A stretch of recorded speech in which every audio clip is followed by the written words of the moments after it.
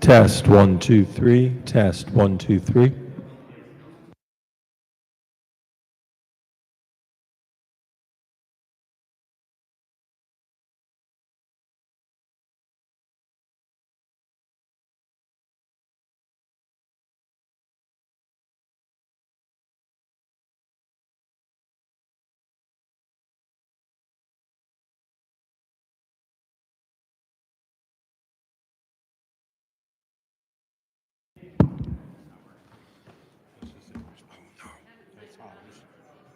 Joanne, I forgot my pen. And that's Steve's. Are you really serious?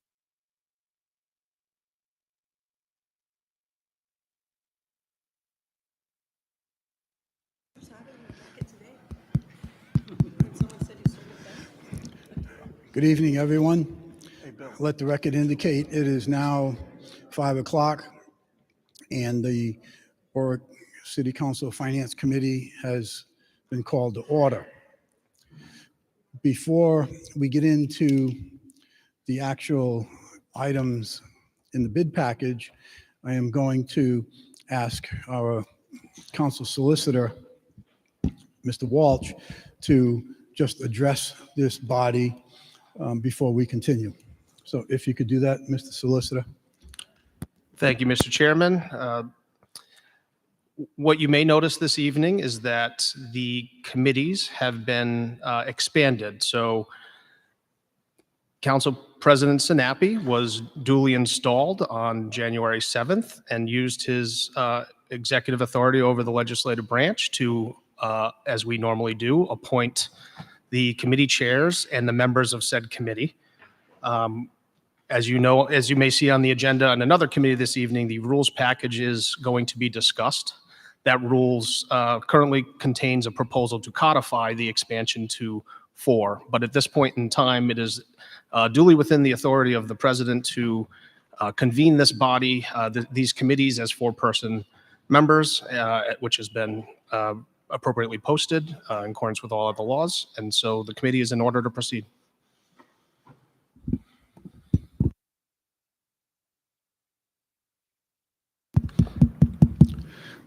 Thank you, Solicitor Walsh. I'd like to welcome everybody back in the year 2025.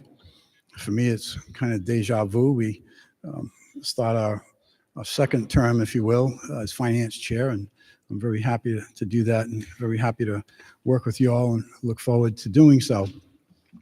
I would also like to congratulate Mr. Sinapi on his appointment to Council President. Congratulations, Mr. President, as well as to the old regime, if you will. There's a few of us here, me being the oldest, I suppose. And also, especially to our new members. We have 2 new members on the City Council. I'm sorry, 4 new members on the City Council. And I am very, very excited about having the opportunity to work with them as well. It goes without saying that we face some extremely difficult financial challenges in the next several years, if not the foreseeable future. Financial challenges. I think that goes without saying, and I'm speaking for myself. I'm not speaking for anyone else on the City Council or any of the department heads. This is strictly my own feelings. And I recognize these challenges. It's going to create pain.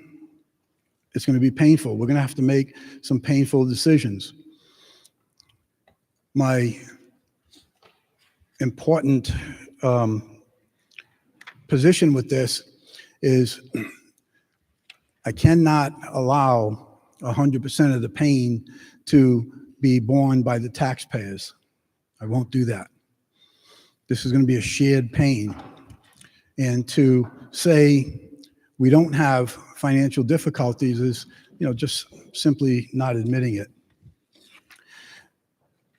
I'm going to be looking to work with all of the department heads. This weekend, I sent off quite a few emails to the various department heads, and I want to also thank every one of you for responding so quickly. Many who responded on Sunday. The questions that I ask, for the ones that have been through this with me 8 years ago, for 4 years, there's nothing new. The questions I ask are no different than I've been asking pretty much every council meeting for 12 years. So there really shouldn't be any surprises with regard to the questions that I'm asking and the information that I'm looking for. It is going to be absolutely imperative that this information is disseminated to us. The communication I will be doing through email, and the responses I receive will be through email as well. So having said that, we'll start off with our first item, which is 2025. I'm sorry?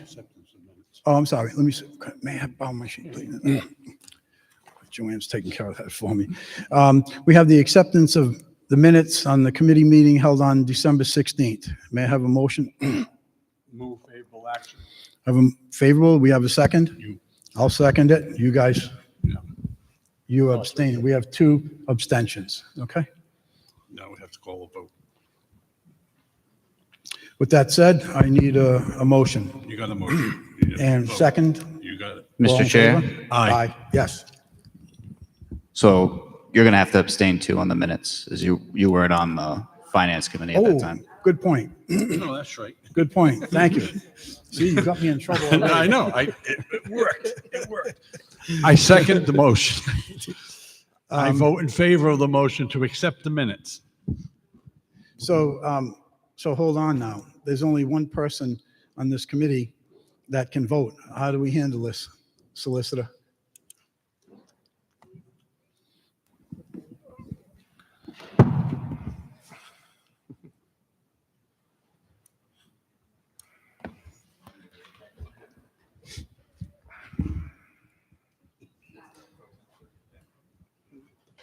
Pro tem can vote, and you can vote.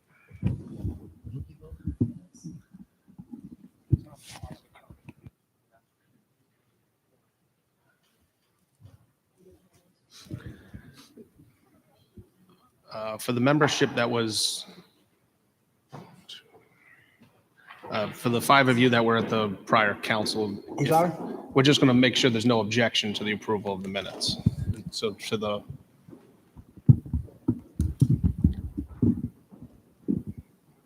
I didn't hear what you said. so from the committee standpoint, with you and Mr. Foley, as well as the new members, look for unanimous consent to approve the minutes. Any objection within the committee, and would recommend that the new members abstain.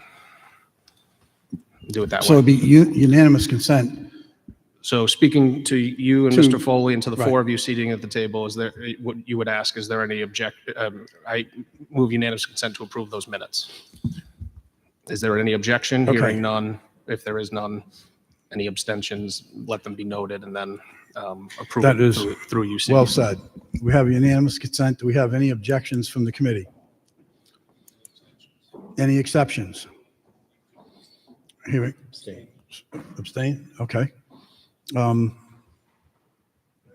Hearing none, we're done with the minutes. Hope it gets better. It's a rough start there. Now, wait a minute, I got 2 or 3 people speaking here. Say what? So that covers us for the consent calendar bids. If we could repeat the same process for the committee meeting on the balance of the items from December 16th. So, May I help you? yep, So now we're here. correct. So we did this one. You have to do the same thing on that. The same motion. Do we have any objections on the consent calendar? Hearing none, so ordered. So now you're here. Glad I could help. Okay, so thank you. So we're on PCR 5-25. The first item up is 2025-302.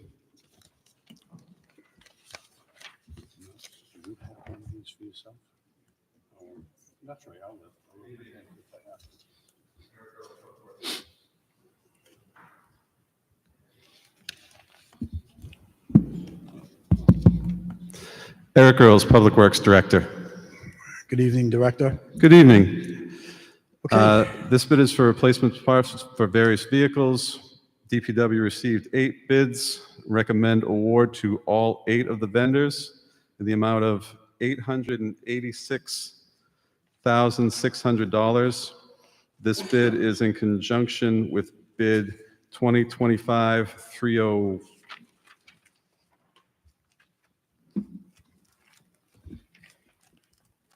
301A and 301B.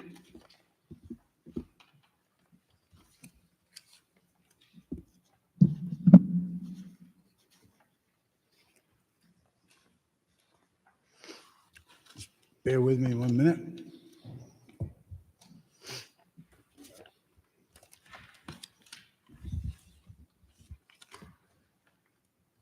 And Eric, this will be, this $886,600, this is for the next 2 bids, right? It's not, in other words, it's not just for one item. This is, for the benefit of the new members of the city council who really haven't gone through this in the past.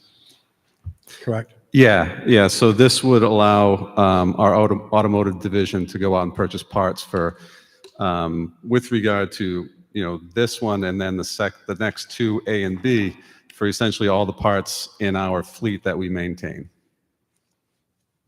Okay.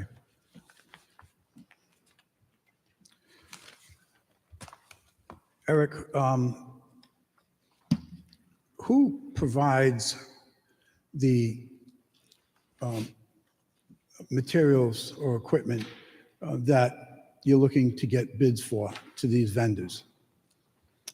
In other words, if you recall, sometime back in the day, we had requested that when you go off a bid for auto parts, that you list the 15 to 20 or so most common parts or most used tires or snow blades, etc. Who is responsible for providing that list in the bid package? That would typically come out of the garage. They would be the best ones to identify what the 10 or 15 most relevant items are. Okay. So in this bid package, just to bring it to your attention, what I'm going to be looking for is when we get these different components that you've sent out, limited to 15 or 20, this item here on the auto parts, I don't remember the number, but it's well over 100 items that came in. And in having some conversations with vendors, that's part of the problem that they have, is they don't want to take the time to provide 100, 150 different prices. It just fills up our binder with things that we don't really need. So not just your department, all departments, if you could limit those items to 15 or 20 most commonly used parts, so we don't have to try to go through 130, 140 sheets. The other thing that I noticed in this bid package, and I haven't seen this in a long time, but it's here, is the only one that provided a breakdown or the net price was East Coast Terminals.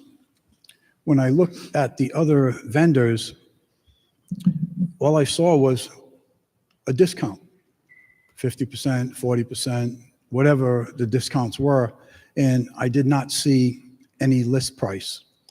And that was a problem years ago. We had rectified that problem in the departments by requiring the vendors that were bidding to show the list price. Because I know for certain, I have no idea who is the best deal by just looking at something that says okay, we're going to give you a 50% discount, and Ed's going to give a 40% discount off of what? You have no idea what the starting number is. So again, I know we're going to have a bit of a settling in period here again, but that's something that is going to absolutely be required, that when you give us these bids, not just the list price, I'm sorry, not just the discount offered, but what the list price is, so we can confirm the net. East Coast did make a note on their very first page, our price, and it's all completely spelled out and very easy to know what their numbers are. So is that in addition to the 10 or 15 items that you just asked for, rather than the whole list? I'm confused because you just, No, just on those items, okay, because obviously you don't know everything that you're going to be bidding on, and probably half of the stuff that was in that 100 and some odd pages of bids you probably never use. probably more of that, yeah. Yeah, probably a lot more than that. So it'd only be for the items that you request. Spark plugs. Yeah. The list price is $2. The net, the discount is whatever, and this is the net. Yeah, Okay, we need I to understand. have a starting point. So, I'm not going to be concerned with it this time. And in auto parts, what had you spent in fiscal year 2024? You know what? I don't have that information in front of me. I think that was something I had emailed off, I think. I don't recall. Yeah, I don't think so. But I can certainly find that out. That's relatively easy to track down. Also, on some of the bids from the vendors, there's a space on the top of the sheets where they're supposed to sign it, or at least write the name of their companies, and that wasn't done either. So it just goes to the concerns that you've heard me speak about over the years of people checking these things. Those items, they're put there for a reason, obviously, and I, for one, will be looking to make sure that that information is provided.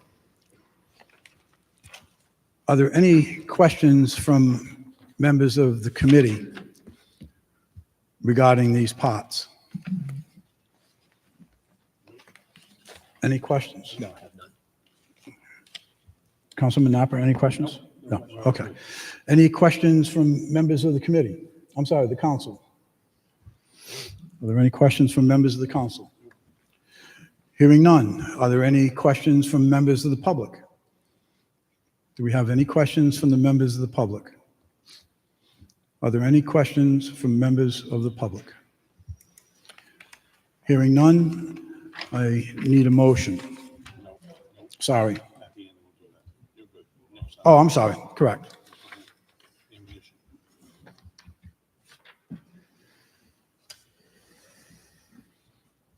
All right, so I know. No problem. 2025-301A, it's part of the 886, the same as 2025-301B.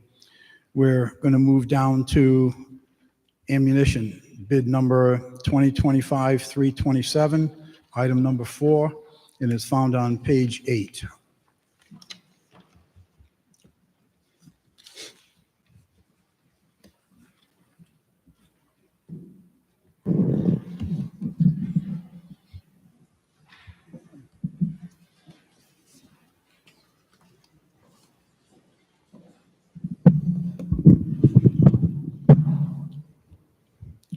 Good evening, Major. If you could just identify yourself for the record, please. Good evening, Major Sullivan for the Police Department. You have the floor, sir. The Police Department went out to bid for ammunition and received 3 bids. Bids were received from Stride Firearms and Ammunition of Sumner, Washington, Eagle Point Gun, also known as T.J. Morris and Sons of Thoroughfare, New Jersey, and Deese Firearms LLC of Texarkana, Texas. The police department recommends awarding the one-year bid to Eagle Point, TJ Morris and Sons, as they were the lowest overall qualified bidder. Funding for this bid would be derived from Budget Code 30-236, range and target supplies.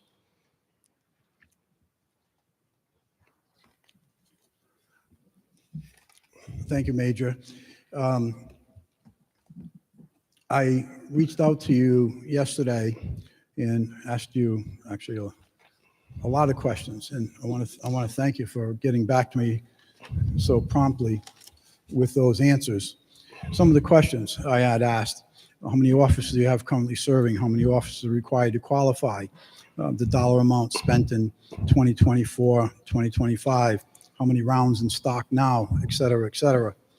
And we had a conversation just a few minutes ago, along with the Colonel, regarding the amount that you're looking for, 150,000, which is significantly higher than what the department has averaged over the last 9 to 10 years that I've gone back. I understand that, there's more training involved. We have rifles now in each one of the patrol cars that require other ammo. But when I add up the dollars and cents, that are spent over the last 10 years versus what we've been spending or looking to spend in about a year, it just seems to be excessive. I also spoke with you about the ammo that is used for qualifying versus the ammo used for training. And with that said, I know you need ammo. You have a strong reserve of ammo. I believe you had indicated to me that you have approximately a 1-year inventory on ammo. And going forward, you obviously are going to have to purchase more ammo at some point. As I said earlier, there's going to be pain, and we're going to have to make some serious financial decisions here. And this particular item here, I had asked for you to agree to reduce this down to 75,000. And if it's something that requires more monies, I realize you'll have to come back to us. And I think we need to do that. And hopefully you're going to be able to live within this budget, as we're going to need to do with other departments. Any questions from, I'm sorry, Major, do you have anything else? I do not. Okay. Any questions from members of the committee? Any questions from members of the council? Any questions or comments from members of the public?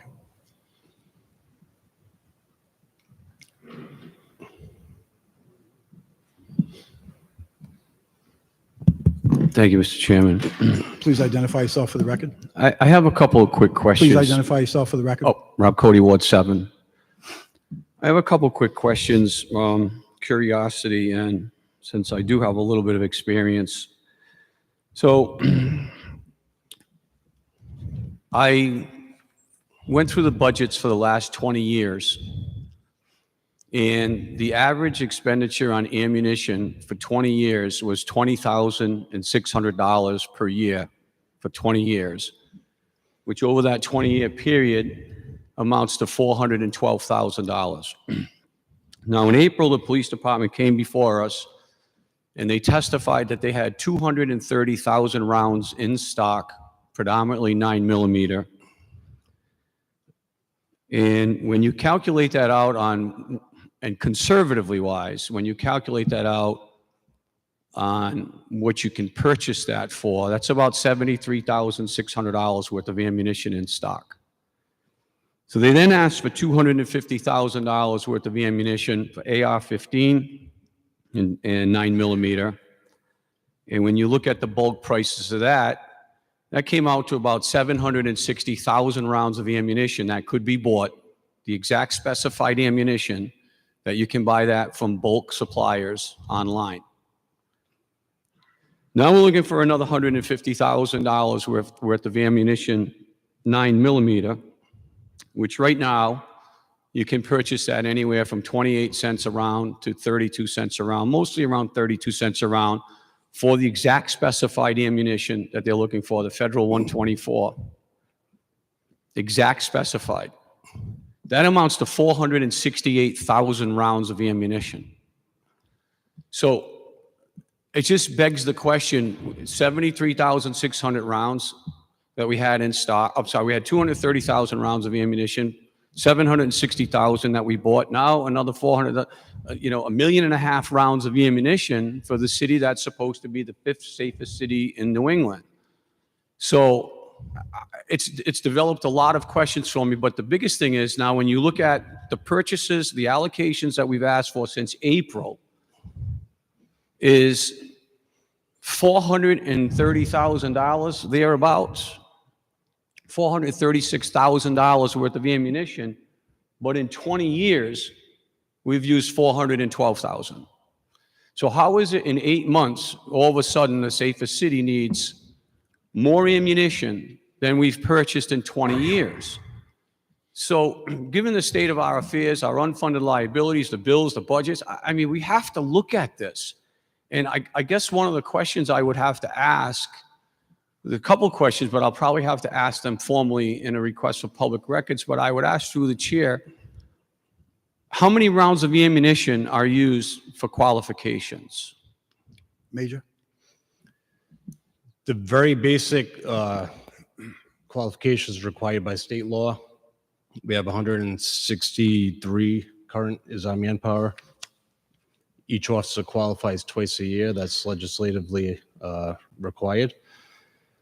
So each officer, approximately 40 rounds. That's assuming it goes well, there's no remedial training, so on and so forth. That's each officer, each training, and that's a bare bones training requirement. That doesn't include the academy recruits, the SWAT team, sniper team, remedial training, officers that come back from long-term injury, officers that come back from long-term military leave, they have to requalify.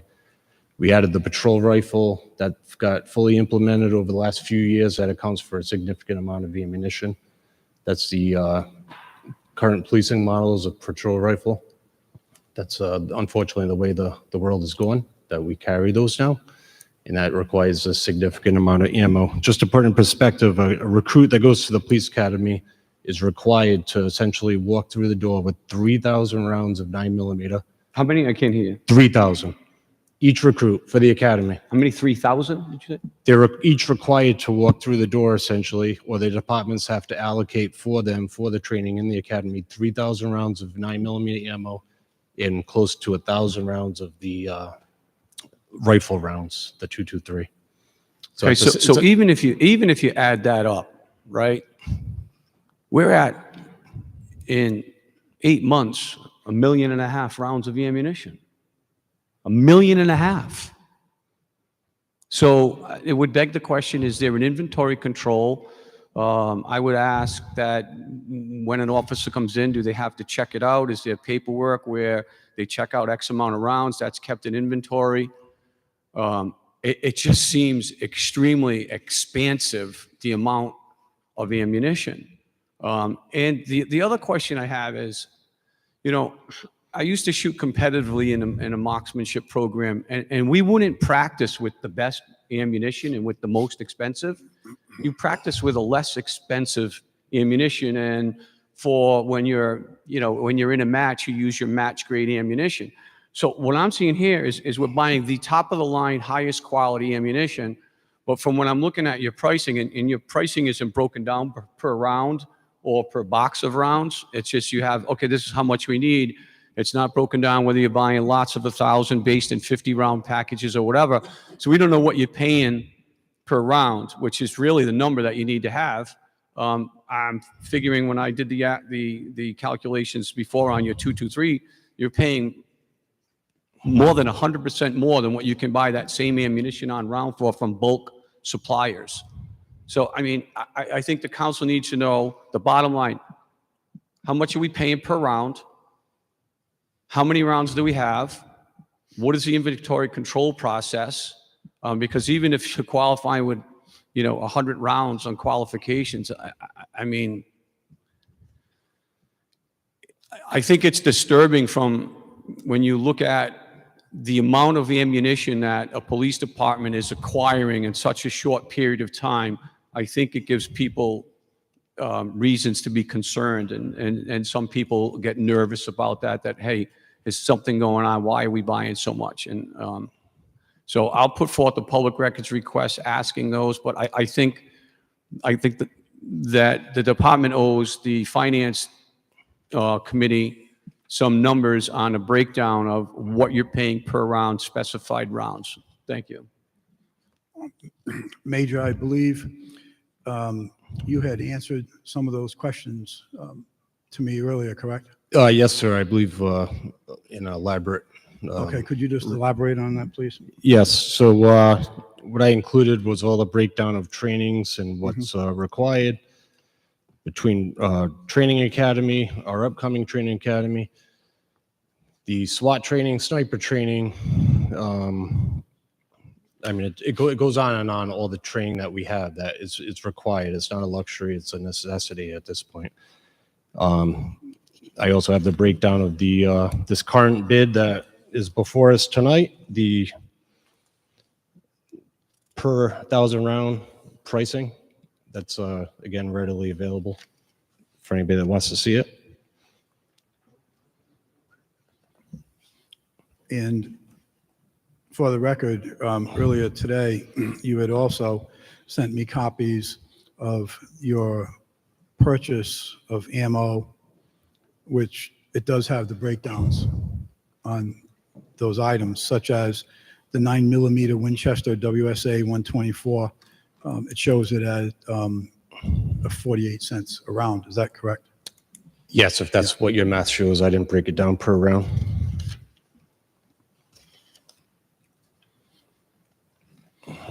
Any other members of the public willing to speak? Hi, Cindy Wilson.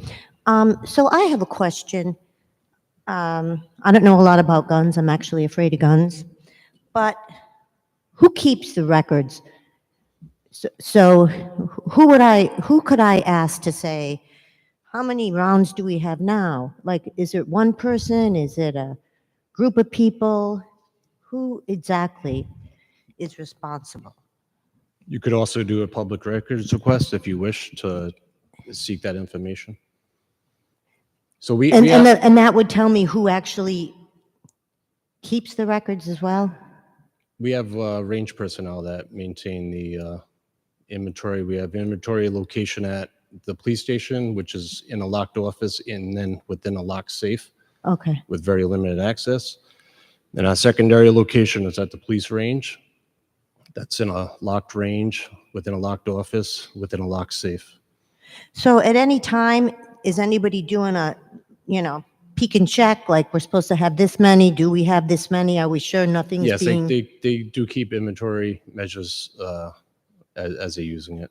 And I have all these estimates of where all the ammunition is normally allocated to over the course of an average year. So just so you know, it was all over next door neighbor today about this ammunition request, and many people are very fearful. I'm not sure why people don't attend the meetings. I think it's because oftentimes it seems like a waste of time, but I will tell you that it was all over next door neighbor concerning what's going on in Warwick, that we need all that ammunition. So just FYI. For the record, too, and I'll be happy to provide it, I did receive, I believe that looks like it's 2:43 this afternoon. I did receive an inventory list from the major on various rounds that we have, and I'll be happy to share that with you. It's not to the round, but it's an inventory list to state what they have. Major, do you have anyone else from members of the public? Anyone else in the public would like to speak on this item? Major, do you have anything else? No, just to reiterate, our 9mm ammunition, we're looking at bare bones minimum, approximately just shy of 100,000 rounds a year that we use. That's for basically all the required essentials. The academy, the trainings, SWAT training, qualifications, night qualifications. Any time an officer goes to a school, might be a specialized school for tactics or what have you, they are required to bring their own ammunition. That's close to 100,000, and then there's close to another 100,000 of the 223 ball ammo, which is for the rifles. That's the bare minimum in that category. So right there, you're looking at roughly 200,000 rounds of ammunition total. And then I think I had mentioned to you also that it's recommended every 3 years we swap out our ammo, the duty ammo, which is more expensive than the regular ball ammo, which is used during the trainings and whatnot. So it's recommended that we swap that out every 3 years. So when the officer trains every third year, they'll use their duty ammo to expend that, and then they get that replaced with fresh duty ammo. And again, I did some research online. Some people recommend even replacing that every 6 to 12 months. That's not what we're here to say. Versus 3 years Versus that 3 we do. years. Yes. All right, well, thank you, everyone. Thank you, Major, for working with me on this. For the record, I also understand that in 6 months from now, you may have to come back, and we'll talk about it then. And obviously, you'll be asking the same questions and looking for the inventory, et cetera, et cetera. But I appreciate you working with us on that. Do we have a motion, please? I keep forgetting about that. That's okay. I do need a PCR on that one, though.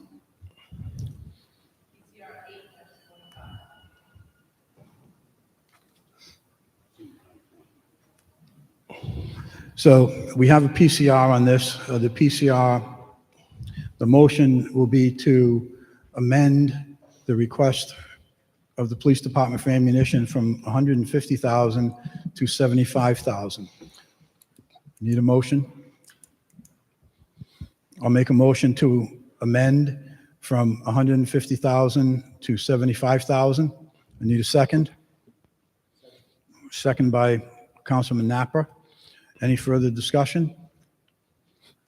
All in favor? Aye.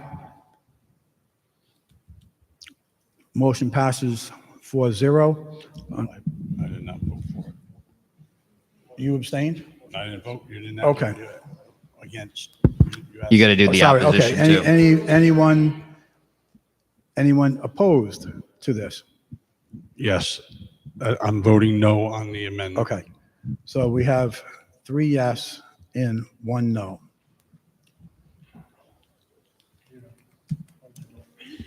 Yeah. Okay, moving on. We have, move favorable as amended on PCR 8-25. Second? All in favor? Aye. Opposed? Nay. Okay.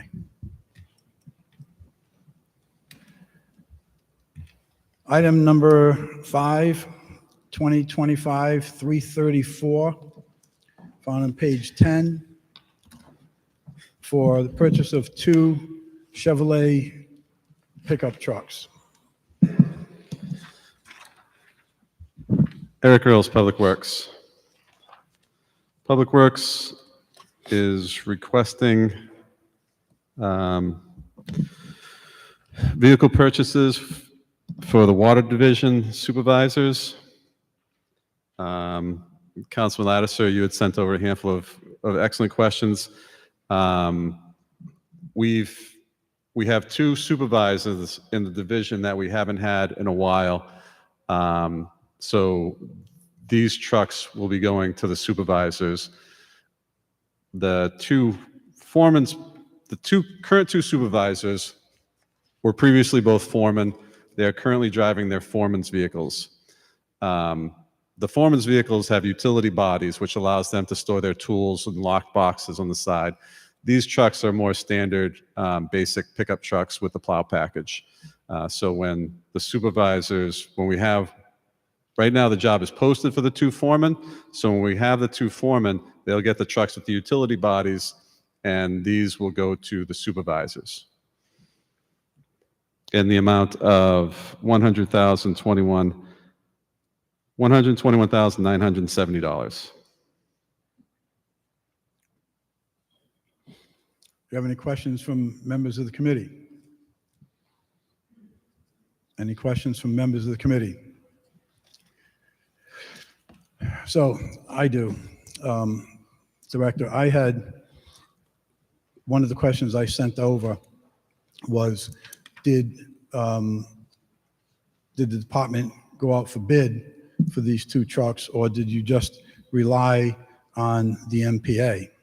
And the answer, I believe, was no, you did not, right? Yeah, that's correct. We purchased most of our vehicles from the MPA because that gives us good pricing. It allows us to spec out the models that we need. Purchasing for a municipality, it's not like we can walk onto the lot and pick whatever they have. It's also difficult to try and get used apparatus. We want to try and make sure that we're getting the packages that we want, like with these, the plow packages, and that's why it's tricky to try and purchase outside of the MPA. Plus, the MPA has historically been a very good deal for the city. So Eric, what I don't understand is why we need to purchase 2 brand new vehicles because we have 2 new supervisors in that position. And I don't understand why no one in the department bothered to, at least this is what I believe the answer was, go out and call some of the other auto vendors and find out what type of numbers do they have on those vehicles, as opposed to relying on the fact that the MPA is going to be the best deal. I know I've seen in my experience that isn't always the case, but you don't know unless you try. And I think that's one of the things that the departments are going to need to do going forward in your due diligence to see if there is some better deals out there. Can you buy a truck? It may not be white, it may be green, it may not have the same type tires, that sort of thing, but you'll still be in the 4-wheel drive, the F-250s or 2500s or whatever. And no one did that, right? So we're relying on the MPA and looking to spend $122,000 for 2 trucks for 2 new people. The way the MPA works, though, the MPA has been competitively bid, just not by municipalities. That's why the pricing is usually good. It's set up so that municipalities don't have to continually dot I's and cross T's with regard to purchasing vehicles. The state, through this master price agreement, has done that legwork for us. They've gone out to bid, they've collected the information, they've asked vendors to send their best prices. That's what the MPA is. So it's not an arbitrary number. And could we have called around? I suppose we could have, but we also have a very specific idea, or not idea, but a very specific type of truck that we want. We don't want to buy different brands of trucks because that just makes it more difficult when we're purchasing parts or for our mechanics to work on different types of vehicles, right?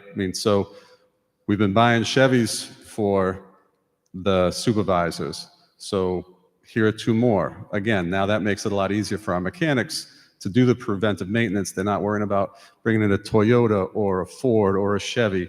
It's all Chevys right now. And so that makes it a lot easier from that perspective as well. Yeah, I'm familiar with the MPA and how it works. And that's actually one of the reasons why I get concerned with not, doing a double check on them to make sure that that number is still good. And is it the best number that we can get? Again, we have issues here with finances. The well is dry. There is no more opera funds available. The state doesn't have any more money. As a matter of fact, they have their own issues that they have to deal with.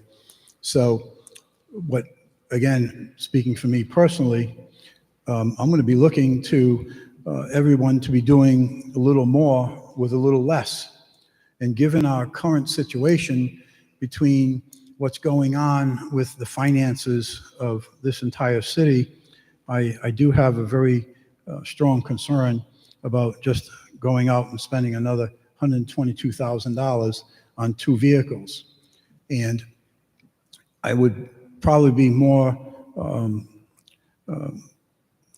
ready to accept, me personally, perhaps going out for 1 vehicle this year and another vehicle next year and make do with what we have, given the current situation that's pending to us.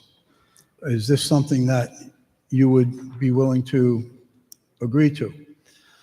I don't see the benefit in that. You know, we need 2 vehicles because we have 2 new supervisors. I don't know what the other supervisor would be driving if we weren't to purchase a vehicle for them. What's he driving now? Like I said, they're driving the foreman's vehicles because they both used to be foremen, but we're filling those 2 foreman's positions. So the foremen are going to be driving those trucks with the utility bodies. So we'll have to purchase something for the supervisor.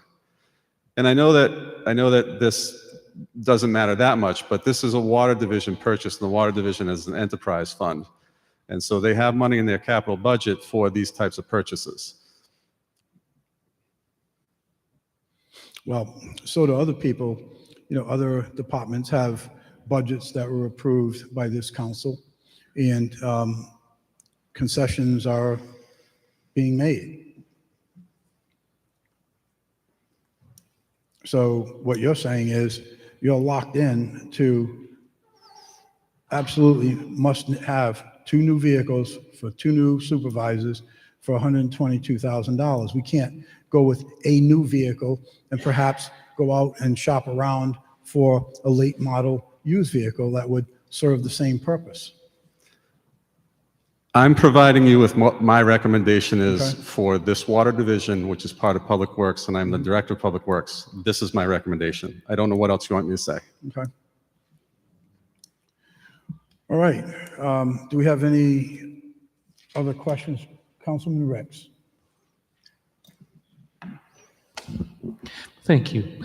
I do understand that the city has traditionally gone out, bought brand new vehicles for various departments. In some situations, I think that that's required. It's warranted. It makes a lot of sense. This is something where, as the chairman was indicating, we are looking at some tight budgets coming up, and we really do have to, as a city council and a city as a whole, find items here and there where we ask the tough questions and see, okay, how can we shave off a few $100s here, a few thousand there, and perhaps in a situation like this, a few 10,000 over here. Now, I don't need any type of specialized truck or the like for my own job. I understand that it is quite different for the DPW, obviously. We need to have reliable vehicles because otherwise it's going to wind up costing us a whole heck of a lot more. But then the question is, as the chairman indicated, is it absolutely necessary to have brand new vehicles for these 2 particular positions? And I'm going to keep an open mind on that. I'd be interested in hearing more, but I'll tell you what, I've never gone out and bought a brand new vehicle myself. It's my understanding that Sure, there are some benefits, of course, to buying brand new. Warranty, that has value to it, of course. But we all know that when a brand new vehicle is driven off the lot, it loses a significant part of its value.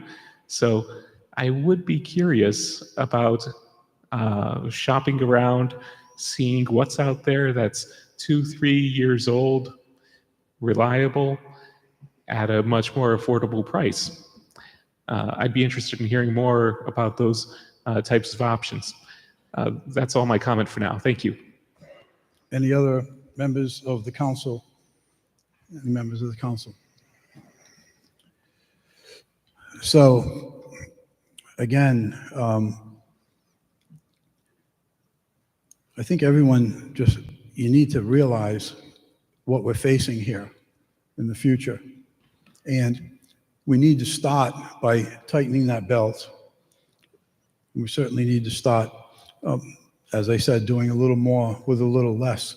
This is going to end up being another snowball effect, and before you know it, we're going to be sitting here with millions of dollars worth of taxes that we need to pass on to the members of the public, and to say that it's even close to fair to have 100% of this pain move on to the taxpayers is not anything that I'm going to be doing, that's for sure.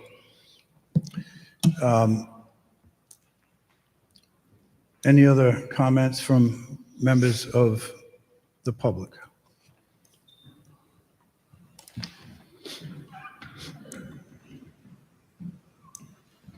Rob Cody, Ward 7. I have a question. You've said several times we have 2 new supervisors. Are these people that were not formally employed by the city? We had 2 new supervisor positions, so we posted them, and they were filled by the 2 foremen in the water division. So they were essentially promoted into the supervisor positions. So we had, prior to this, we did have 2 existing supervisors that we don't know. No, they were new to this budget cycle. We actually haven't had 2 supervisors in the water division for several years now. That kind of created a vacuum at the top in the water division, and we worked to remedy that by adding these supervisor positions so there was a better management structure within the division. So yeah, we haven't had supervisors over there for at least prior to my tenure anyway. But the existing supervisor had a vehicle, correct? There were no supervisors, that's what I'm saying. There were no supervisors? Correct. There was the division chief, and then there were the foremen. And there was an office manager who was management as well. But the division chief was the primary supervisor for most of the division. So now you can have a division chief, 2 supervisors, and then foreman? Is that correct? That's correct. And that's the way it had been historically up until 5 or 6 years ago. So they'll all have a vehicle, correct? That's correct. Are these take-home vehicles?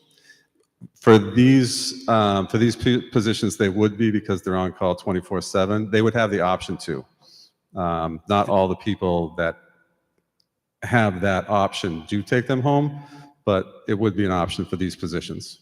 I don't understand. They have the option? Why would they have the option? Isn't this a management call of who needs to take home a vehicle? Well, if someone didn't want to take home the city vehicle, they wouldn't have to. If they lived close enough to the yard, they might choose to, it might not be beneficial for them to take it home, that's all. The reason I asked that, so you're familiar with Social Drive is? It's 0.8 of a mile from the city yard, right across from the library. Social Drive. You know where Social Drive is? I don't. Okay, so we have a Chevy 3500 truck, brand new. That's that one of your persons takes home to work every day, 0.8 of a mile from the city yard. So, I see that happen. As you know, my position when it comes to efficiency, waste, and moving, I'm wondering if... Mr. Cody, let's stay on track with these 2 particular vehicles. Yeah, just wondering if it's efficient to take vehicles home. As you just said, they have the opportunity to do that. It's their choice. 0.8 of a mile away from home, and we're taking a $65,000 truck back and forth, and you know, I just go back to the same premise that we just are not operating any aspect of this city in an efficient manner. And now we're going to buy more vehicles. We're not tightening our belt whatsoever. And the city is on a fiscal precipice right now. And I don't see any signs where people are looking to do things more efficiently, whether it's get a better deal on vehicles, maybe get something that's not quite as expensive. You know, if the service for that vehicle is not such that, you know, it's going to be used every day in a heavy capacity. And I just think there's a lot of ways that we can be a little more efficient and which would benefit the taxpayer. Thank you. Thank you. Any other members of the public? Just please identify yourself for the record. Hi, Ann Sheridan, Ward 9. So question I have is, we have 2 new supervisors and then we have the foreman. What does a supervisor get on an annual salary? Approximately? Approximately 85,000, And the foreman? 65, 70. So if we had half-time for either of, you know, you've got somebody working half a year and gets promoted and he's working half a year, it would seem to me that you've got $140,000 in payroll. Mr. Sheridan, we need to stay on target for about the 2 trucks. You could use the $140,000 in payroll and reclassify it to buy the 2 trucks. I mean, isn't that the way normal people do things? I mean, even if you fill these other positions for the end of the year, you're not going to use the complete payroll budget. So why not transfer funds from the payroll budget to buy the trucks? That's all. Thank you. Thank you. Any other comments from members of the public?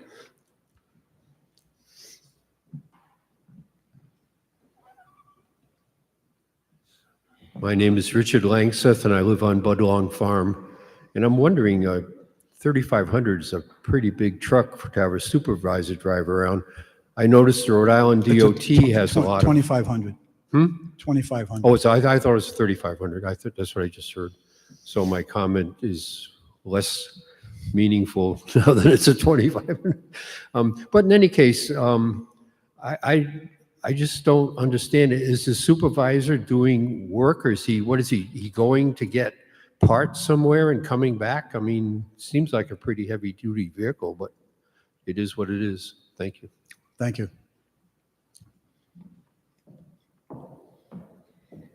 Cindy Wilson. So I feel like I'm watching Oprah. You get a truck, you get a truck. I mean, it just seems crazy to me. New trucks, because we didn't want the mechanics to have to fix a different kind of truck. My father used to run the trucking division of Sears and Roebuck in Chicago. And I can tell you, trucks and cars, they're basic. There's a basic mechanism to them. So we don't want to, tire our mechanics out having to worry about Chevy, Ford. That seems a little crazy to me. But the other thing, and this might be a little off topic, but where I live, I see the water department sitting around a lot. I actually call. I'm that Karen that calls because I see them sitting with their car running a lot, not working, but running a truck. So I wish that we would realize that we're broke. We're broke. Newsflash, we're broke. I'm 68. I live on my retirement right now, on my Social Security, and what little I make is an extra income, my little side job.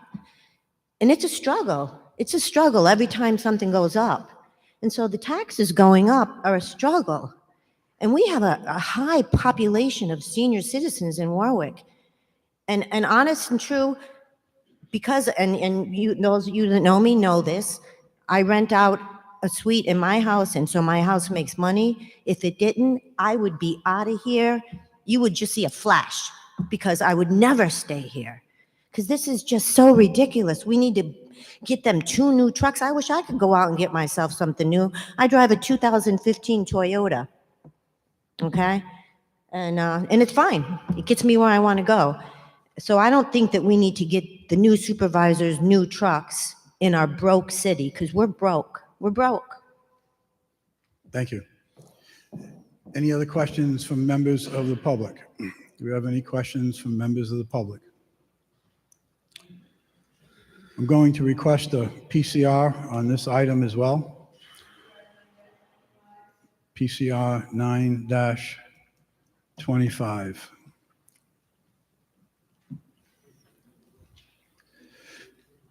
I'm going to make a motion on PCR 925 to amend it to purchase one vehicle for a price of $60,985. And the reasoning is the same. We need to start tightening the belt.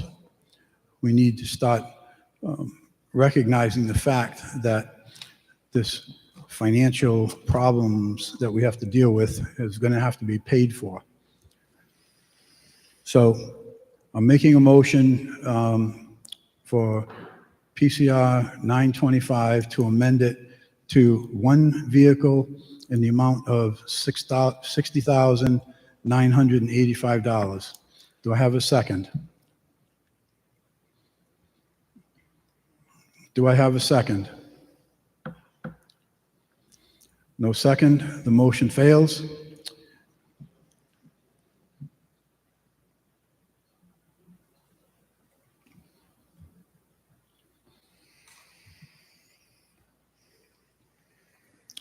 I'm still going to leave it as a PCR, going unfavorable to the full floor. No? So the next would be to ask, is there, either make another motion or ask for another motion from the committee? Oh, got it. Okay, all right. I make a motion favorable action as presented. We have a motion for favorable action as presented. Do we have a second? Second. Any further discussion? All in favor? Aye. No. So we have 3 yes and 1 no. Sorry? No, they're asking who said Oh. yes, or who made the second. Security system monitoring and maintenance. Item number 6, 2025, found on page 18. Eric Earls, Public Works Director. Public Works received 4 bids for the above and recommend award to National Security Corporation as the lowest bidder for security monitoring and maintenance of city buildings. The recommended cap for this award is $75,000 for 3 years for the locations under the purview of Public Works, including the Water Division. Do we have any questions from members of the committee? No over here. Any questions? Do we have any questions from members of the council? No one on this side. Any questions, comments from members of the public? Do we have any questions or comments from members of the public? Sir, come to the mic, state your name for the record, please. Good evening. My name's Henry Gazika. I represent Electronic Alarms, which is based on in Warwick on Jefferson Boulevard. We currently are the service provider for the city of Warwick and have been for over 50 years. I come tonight because I have concerns about the bid that were brought to the city's attention that went without response. And my concern is that our bid included things that were required, but the others did not. I have a bulleted list of 11 things that are concerns, and we're hoping that the bid can get reissued with clarifications. And so we're clear, you bid on items that were not in the bid package? Well, we added line items and highlighted them in a different color, things that are critical services that were added over the last 2 years, and we bolded them in a different color. And when you incorporate those prices into our grand total, It ended up what we estimate to be about $7,300 per year of services that the city is getting now, and they intended on keeping, but I don't think they realized that they didn't include them. And I'm trying to be clear on, so what prompted you to include two items that DPW, first of all, what were the two items that you included? There were several items, but the two primary issues were related to the Pilgrim Senior Center and here at City Hall.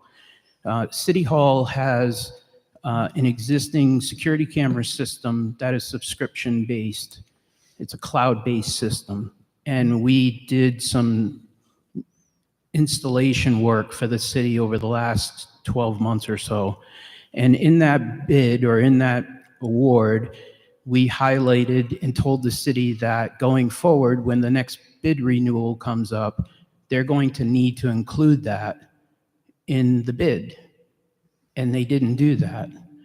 So I realized that the night before the bid, and I submitted my pricing and included a separate line item for that service here at City Hall, and also a much bigger project at the Pilgrim Senior Center. And those subscription fees are substantial. They total thousands of dollars a year, and those services didn't exist in years prior because these were relatively new installations. And because they're critical services, if they stop and we don't continue, or someone doesn't continue, they get shut off and the cameras no longer work. That's one example. Second example here at City Hall is we have a card reader, and again, it's cloud-based, so subscription-based, and it's for the IT department here in the basement.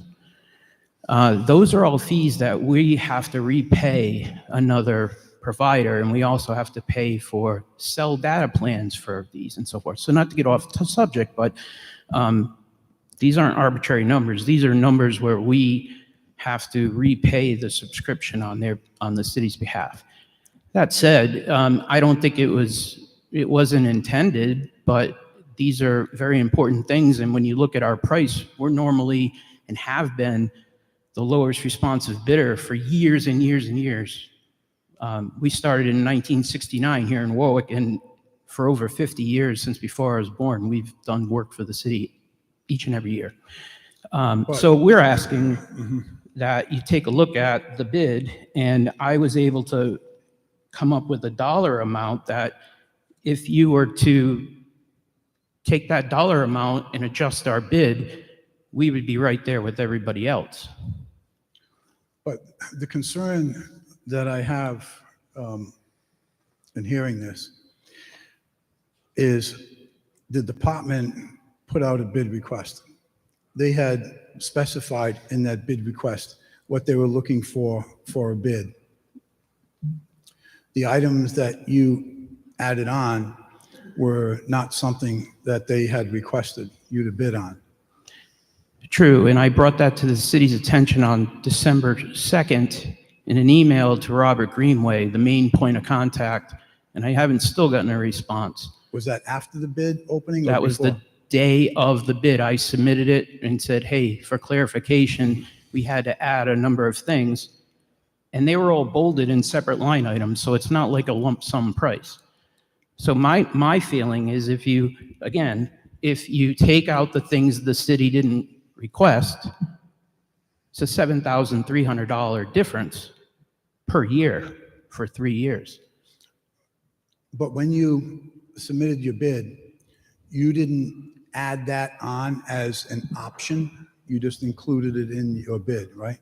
No, I included it as line items within the bid that were perfectly clear. But you came down to the bottom number of X. Yes. Okay, so those additional items were not listed as an option above and beyond what the department had requested. True, those two. We mentioned Pilgrim Senior Center, we mentioned City Hall. Okay. There were a number of buildings that were missing Warwick Neck water tower system subscriptions. The Cooper Armory building is completely missing. And again, these are all items that are currently we're servicing and paying for, and the city is paying for. But I don't know if the department had a reason for excluding them from their bid.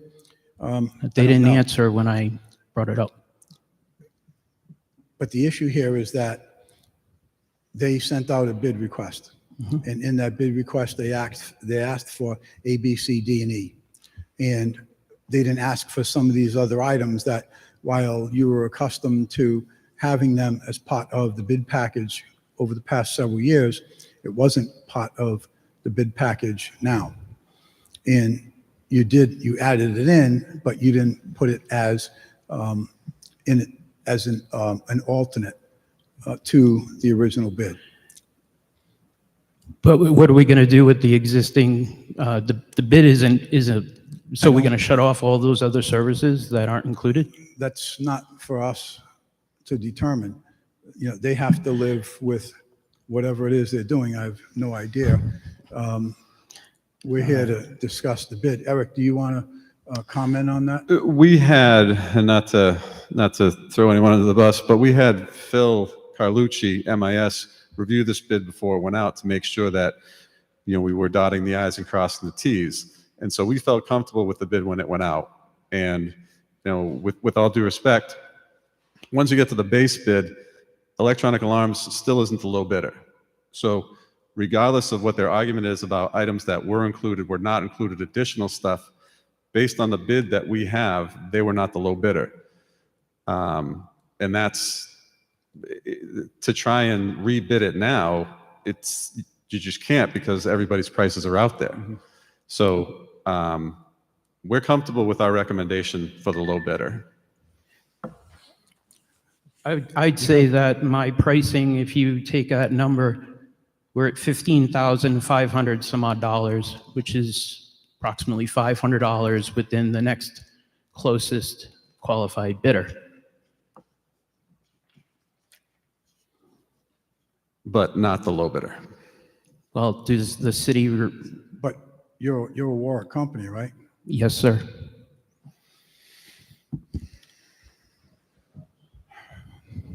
Go ahead. Councilman Muto. Thank you.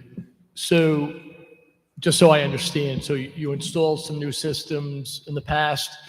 Part of it was new technology, which is going to the cloud, that is that component. I do have a concern that if we wake up 2 months from now and realize we don't have the cloud component, you know, where does that leave the city? I don't want to get, you know, where we are within a bidding process, but I would like to get an answer and an understanding of, did we bid the right components? And that's fair. Okay. So Eric, with that said, these components that are being discussed that weren't bid, you're still going to have to bid them, right? You need those those security items, right? Yeah, I mean, this bid certainly isn't my wheelhouse. I'll acknowledge that. And so I'll have to do some research and find this out. But yeah, I mean, the bid itself was pretty standard, you know, and as is practice to award the lowest qualified bidder, that's still valid what we're talking about. And that is National Security Corporation. And my understanding is that American Alarm is based in Massachusetts. Are you based in Massachusetts or Warwick? No, we're located at 10 Jefferson Boulevard in Warwick. We have 7 other offices throughout That's your New mailing England. address, right? Yes, sir. So I think Councilman Muto, you know, brings up some really good points here. And also the fact that these security items are being provided now, I think it's fair to say that you're not going to stop providing them. So what I think may occur is you're going to have to go back out for a new bid for those items. And honestly, I don't have a problem with sending this whole thing back for a new bid to be inclusive of all of the security protections that we need. And I don't agree with the fact that you can't do that because the numbers are already out there. Some of the numbers are out there, but the other items that you have to bid are not out there. Those numbers are whatever. You disagree?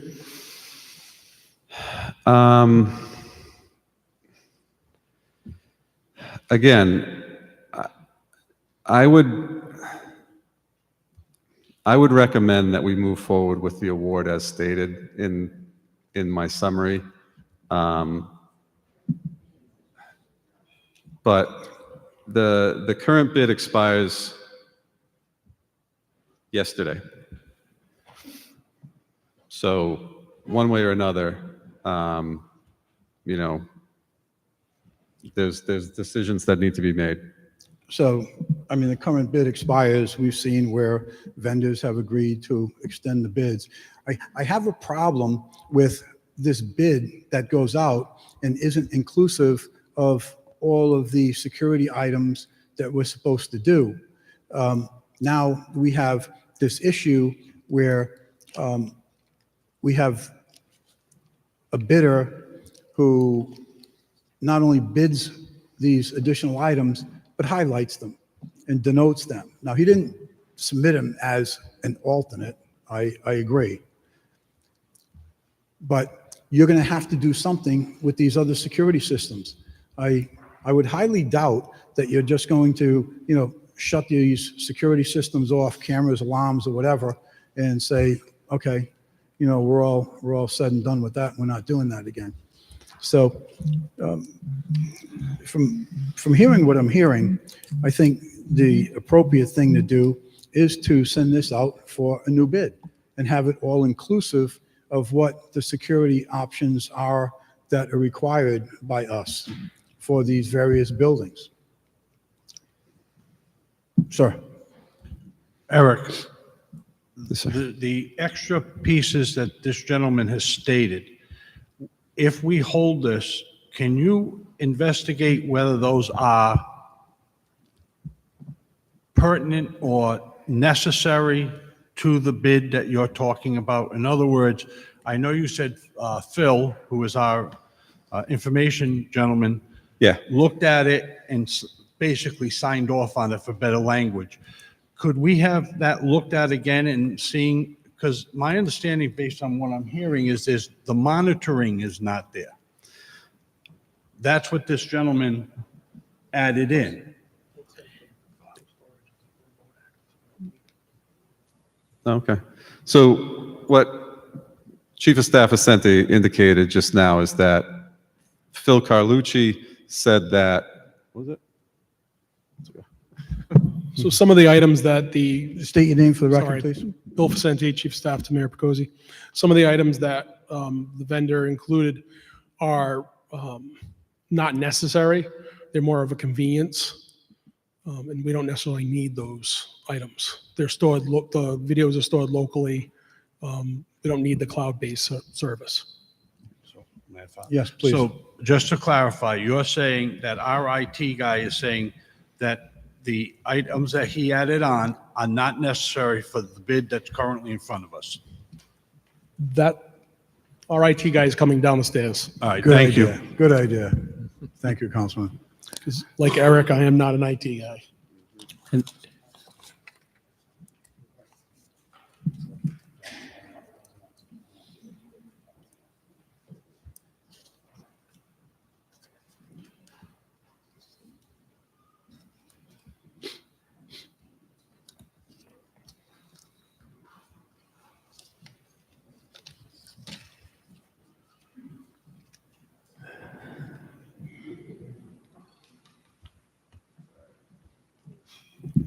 Phil Carlucci, IT Director.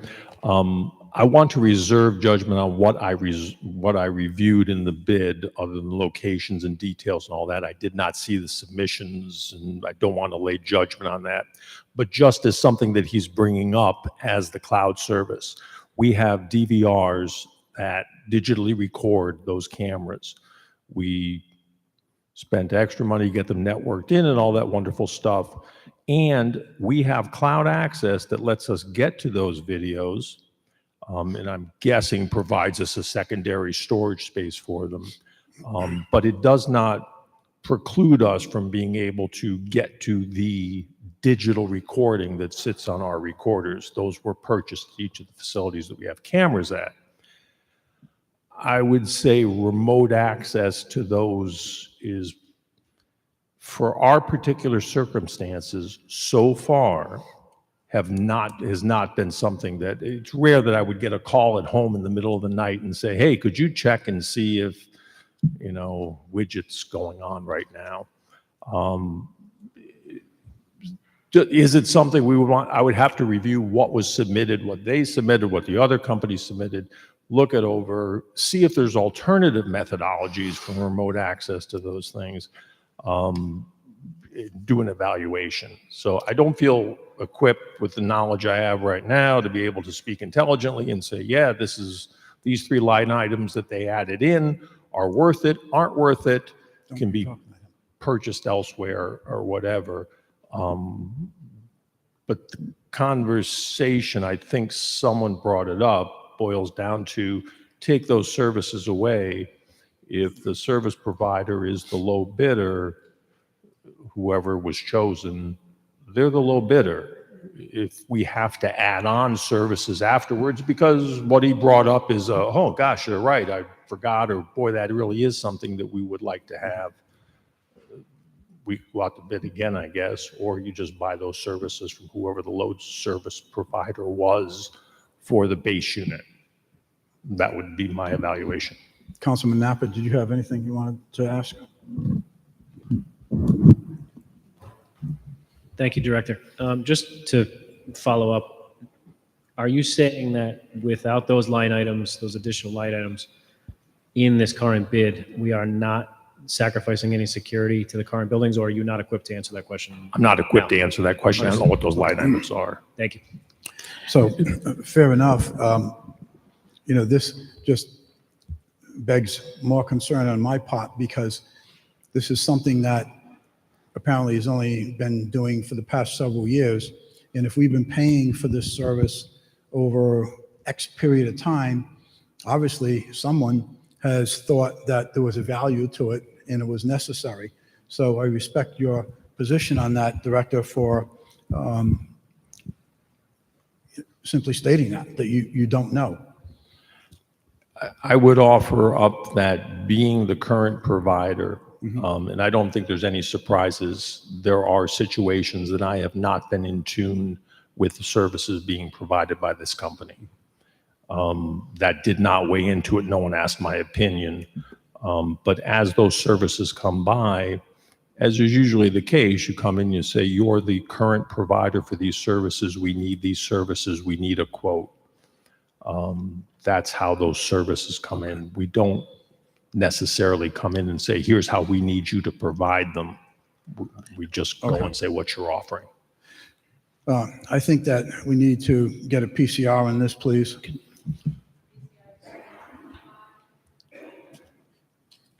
Councilman Foley? Make a motion to hold. Second. I just wanted to make one more comment. No, if I sorry, could. we're in motion. We have a motion to hold. We have 2 seconds. All those in favor? Aye. Aye.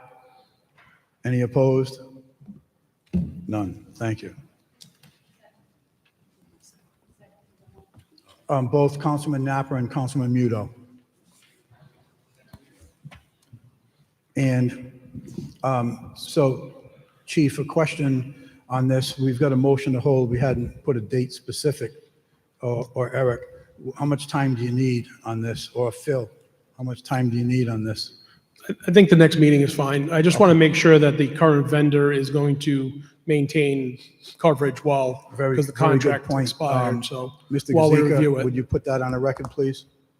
We will continue without any changes for the foreseeable future. Okay. And you authorize in your Yes, sir. position with the company to make a commitment like that?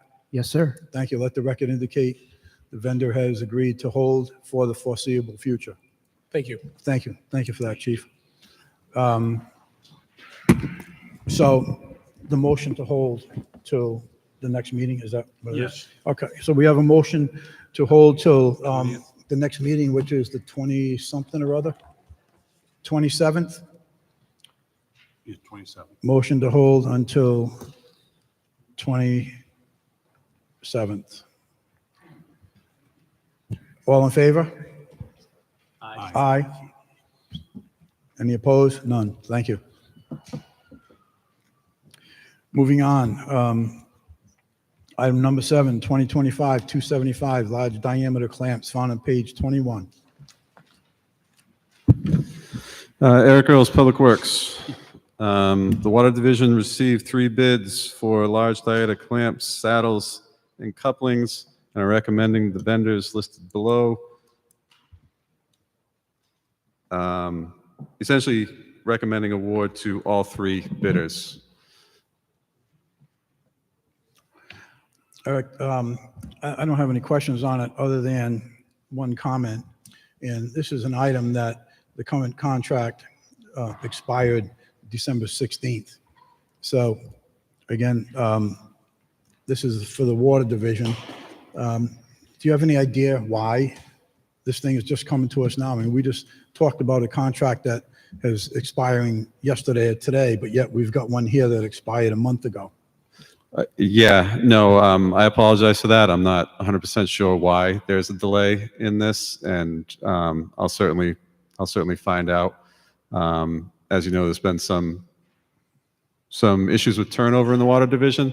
I think that might be part of it, but still not acceptable, and I apologize.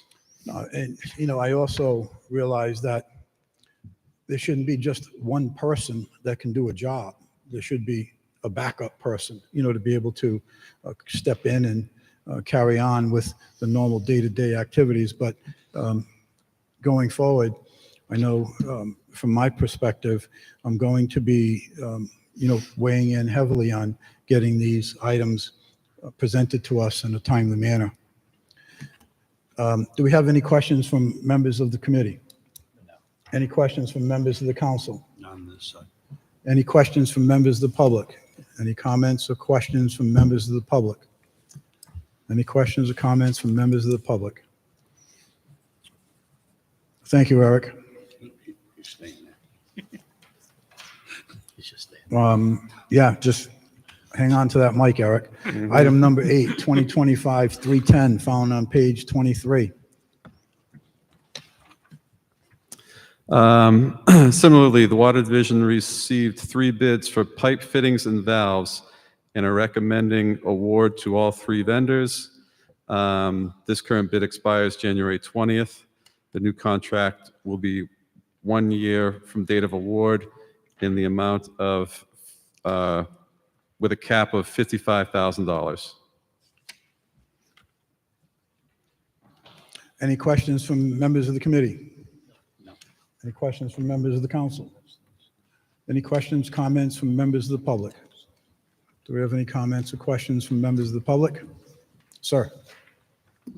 Sean Rainey, Ward 1. I just have a question. If I've come across some people that I know that have told me that there's been some pots missing from the water department and stuff like that. Do we have an inventory system of these pots that are being used when, I know these big pots like the valves and stuff can only go for the city, but I've been hearing rumors that there's been, in the past, there's been some pots being used by other people, being taken from the city and using for personal stuff. But your question. Is there an inventory? Your question, that's your question, right? Yes. The other comments are not. No. Okay. Just an So, inventory. your question is. Do we have an is there inventory inventory system control? of these pots? Director? Yeah, they are, these parts are kept in a locked area with only a handful of people that have access to it. So, yeah, and they're maintained and accounted for. So typically, if you want something, you have to check it out with the appropriate person. So that's kind of the maintenance or the way we monitor the equipment and the parts. So there's an ongoing inventory system. Correct. Is it daily, weekly? How is it verified? Well, it's when someone needs parts. When they go in, they check it out, and then they'll acknowledge that they took them and sign off on it, and then that's how it kind of gets logged and inventoried that way. So that inventory control is an ongoing occurrence. Yes. Any other questions from members of the public? Do we have any other questions from members of the public? Thank you. Next item, item number 9. What's that? Now we pull individual ones under 50. Oh, I'm sorry. Oh, that's right, we did that. Okay, so we're at that crossroads where we have the opportunity for any members of the committee, members of the council, as well as members of the public to request any items under the 50,000 to be pulled out. Say what?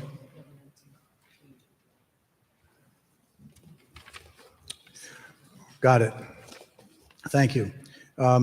So we have item number 19, 2024-081, found on page 49. Eric, I believe you have a request to make on that? You want that to be withdrawn? Yes. You have to take the trip back up there again. Yes, we are looking to withdraw that. When the invoice was submitted for the recent striping, they referenced an old purchase order. And so when Christie saw that, she saw that that purchase order was overdrawn. But in reality, we had been in front of council in August to renew that bid, and there's $80,000 in that budget. So it's not an issue. That's why we're withdrawing that. Okay, thank you. Thank you for letting us know on that. Any questions from members of the committee? None. Which item is that? And it needs a PCR? On the piece, yeah, we'll need a PCR on 2024-081. Okay, we have a PCR 1125, formerly 2024-081. Any questions or comments from members of the committee? I make a motion to withdraw. We have a motion to withdraw. Do we have a second? Second. We have a second by Councilman Napper. All those in favor? Aye. Aye. Opposed? None? Ayes have it. Now, we will consider any items under 50,000. Start with members of the committee. Councilman Foley. Item 2025-342, Municipal Fire Training Academy.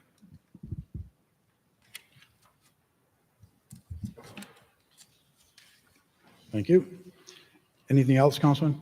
Nope. Anything from other members of the committee to pull out? No one. Okay. And members of the council? None? on this side. Anyone on this side? Nope. Nothing. Anyone from the general public? Any members of the public? Is there any items under $50,000 that you would like to have pulled out to be able to ask questions or discuss? Anyone from the public like to have any item under $50,000 removed and discussed? No, I'm going to ask a question. Hearing none. Item number 9, 2025-342. If Deputy Chief, you could come to the mic. Identify yourself for the record. Assistant Chief Umbenhauer from the Fire Department. Councilman Foley. Good evening. Chief, I think I talked to you at the inauguration, but again, for the record, as we like to say, we're going to have one academy this year. Is that the plan right now? Correct. We're budgeted for one academy with 12 recruits this year. Currently, we are 9 short of our man-in, which is 224 with the 20 safer positions. So how many are going into the academy from us? 12. Yep, we're going to put 12 in, although we're only 9. We anticipate a couple retirements between now and July when that academy finishes. That'll put us at full staffing for the new fiscal year. Okay, thank you. That's all I have. Thank you, Councilman. Thank you, Chief. I'd just like to also mention that I had sent you over some questions on this item as well, and You addressed them all to my satisfaction. The one thing I do want to point out is you are, or in this bid, it's identified 25301 as training and education, but yet in the munis report, it is identified as tuition. So that's something that, for clarification, I guess it would be The finance department, I believe, is who controls those, and okay.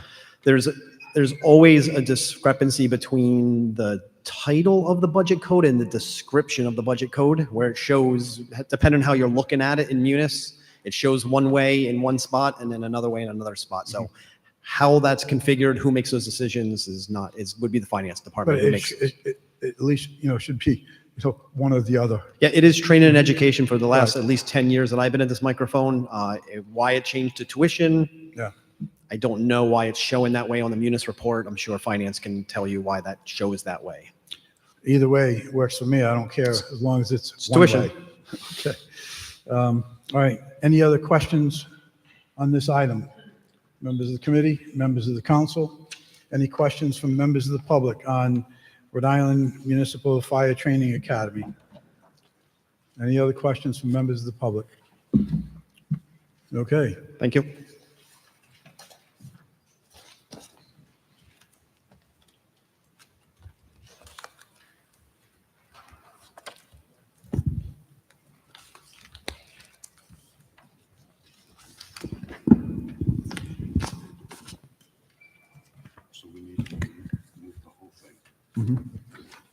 So I need a motion from the committee to move the entire bid package, please. Move favorable action. We have a motion favorable. We have a second. Second by Councilman Napper, Councilman Muto. All those in favor? Aye. Aye. Thank you. Moving on to PCR 6-25, resolution relative to abatements.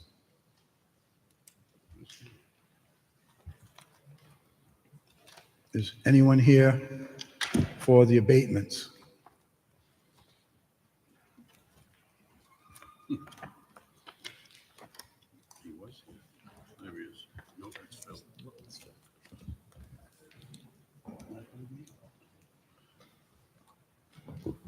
Director Schaefer, are I'm you? sorry, I'm Peter Schaefer, Finance Director. I saw Neil here earlier. Yeah, I and did too. I don't know what's happened to him. I think it's a very modest amount, isn't it? I didn't even bring the, 35,000. It's 35,000.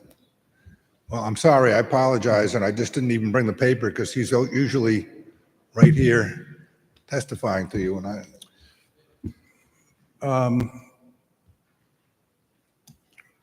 Mr. President, look for a suggestion.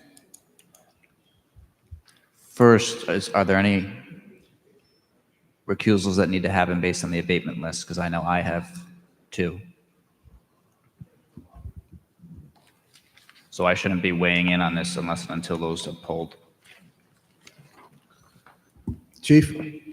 Bill Facenti, Chief of Staff. I just tried calling him, he's not answering. So he was here. I'm not sure if he's in the restroom, or I'll try him again. But Okay.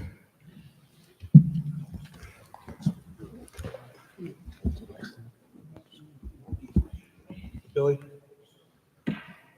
Mr. Chairman, while we wait to see if that can be rectified, the committee does have another item before it. If the committee would like to proceed to that item and come back to the abatement list, you can do that at this time.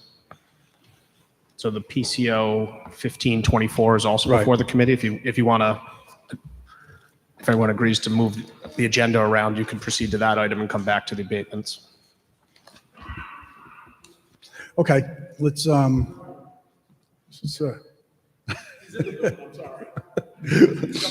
all right. We're all doing it tonight, Chief. Don't worry about it. This is the break-in period. Okay. The director, he's on his way up, so let's just sit tight for a minute.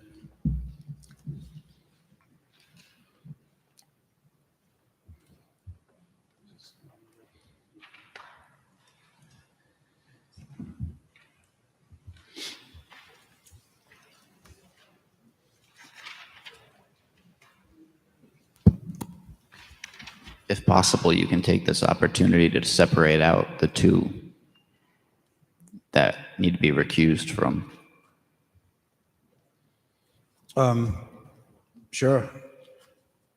So we have some items that someone wants to recuse on? Yes. Okay.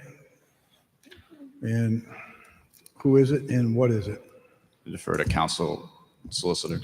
Council President Sinapi is requesting to move two items, the abatement relative to Cooney, which is in the amount of $138.40, and the abatement relative to Rasso in the amount of $415.20, to combine those two into one item that can be voted separately from the consent calendar.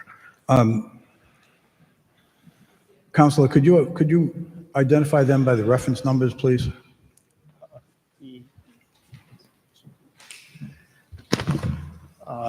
Regarding Shirley Cooney, it's reference number 172988, and that amount is $138.40. And regarding Rasso, that is reference number 173033, in the amount of $415.20.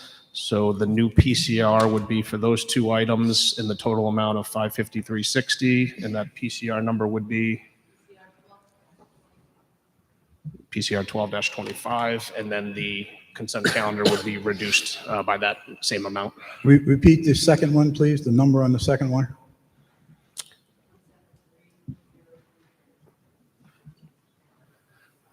Sorry, the reference number? 173033. Got it.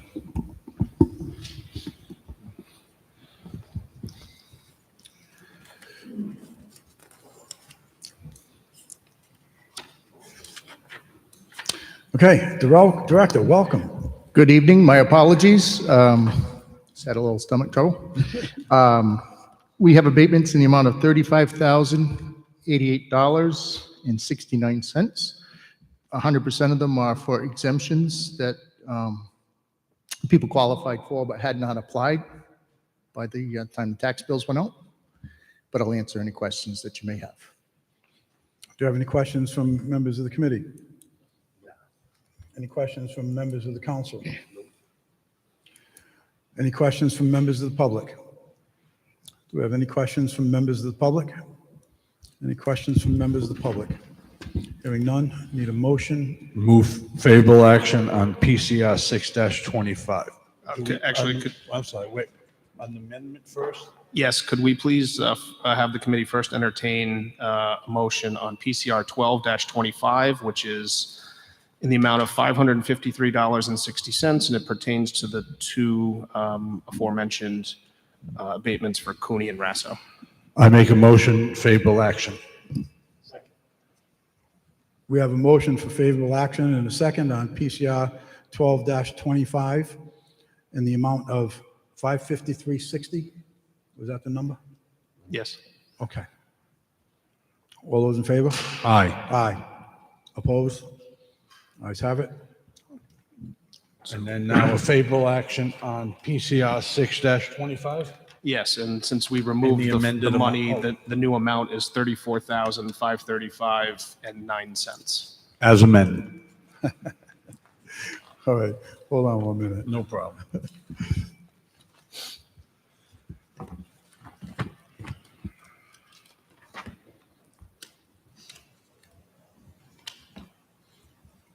Solicitor Walsh, what was that amount, please? The new amount for the Amended amount? $34,535.09. Okay, we have a motion to amend for $34,535, excuse me, and 9 cents. We have a second? I have a second by Councilman Napper. Any further questions? All those in favor? Aye. Aye.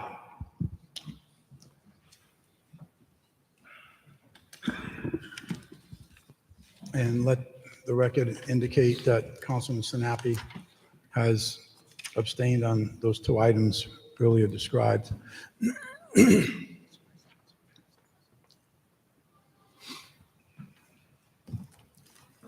Now, the PCR 1275, that'll be voted on after? We've already voted it in the committee. It'll be heard after, when it hits the council, after the consent calendar in total.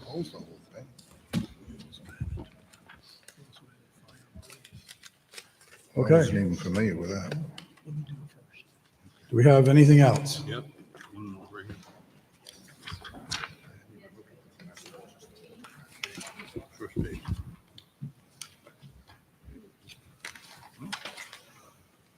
No, you didn't have this one. You were using mine. Oh, okay, here we go. All right, next item is PCO 15-24, an ordinance clarifying the rehiring of municipal retirees on a limited basis without interrupting pension benefits. This is Councilman Sinapi on behalf of Mayor Picozzi. Council President? So I'll let the administration speak on behalf of the legislation.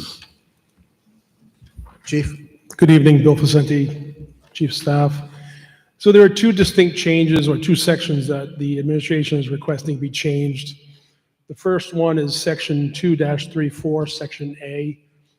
We're adding the language to comply with the IRS code 401A that requires the employee to be off the books for a minimum of 45 days before returning. That's an IRS requirement to maintain the tax-exempt status of our pension system. And the second change, section, is section 2-34C. This change would allow the Warwick Police and Fire departments to hire or rehire retired sworn officers and firefighters to perform non-union, non-sworn administrative functions. Grant writing, training, things like that. Right now, they're prohibited from rehiring those sworn officers and firefighters under the current ordinance. Any questions from members of the committee? Councilman Foley. As we discussed earlier, to clarify, the best example would be, I'm a retired teacher. There's a state law that says I can go back into the classroom and sub for X number of days and not affect my retirement. Correct. That's what the 75-day maximum is. This, the ordinance originally drafted and approved was prohibiting the rehiring of sworn police officers from non-detail for anything but details. And there is some times when we may want to rehire those officers and firefighters for non-union, non-sworn functions. Thank you. Chief, I just want to reiterate that this is for temporary employees. Correct. This Correct. isn't to fill a position that's been vacant. Correct. As opposed to hiring a full-time employee for that position. Right, correct. Okay. On line 41, can you just clarify this? I'll read it here. It says pension payments will be suspended whenever a retired worker employed under this section exceeds 75 working days or 150 days or 600 hours in any one fiscal year, or for the Warwick Public School Department for a period of not more than 90 work days. In the beginning of that paragraph, line 37, it says, no pension contribution shall be taken. Correct. The temporary employee is not paying into the pension system. That's the line you just read. The previous line, which I apologize, my draft is not numbered. It basically, it precludes them from working more than 75 days, 150 half days, or 600 hours while still maintaining the pension. That section is not changing. We're not proposing any change to that. Right. That was previously Okay. adopted and approved. Are there any questions from members of the committee? Any questions from members of the council? Any questions, comments from members of the public?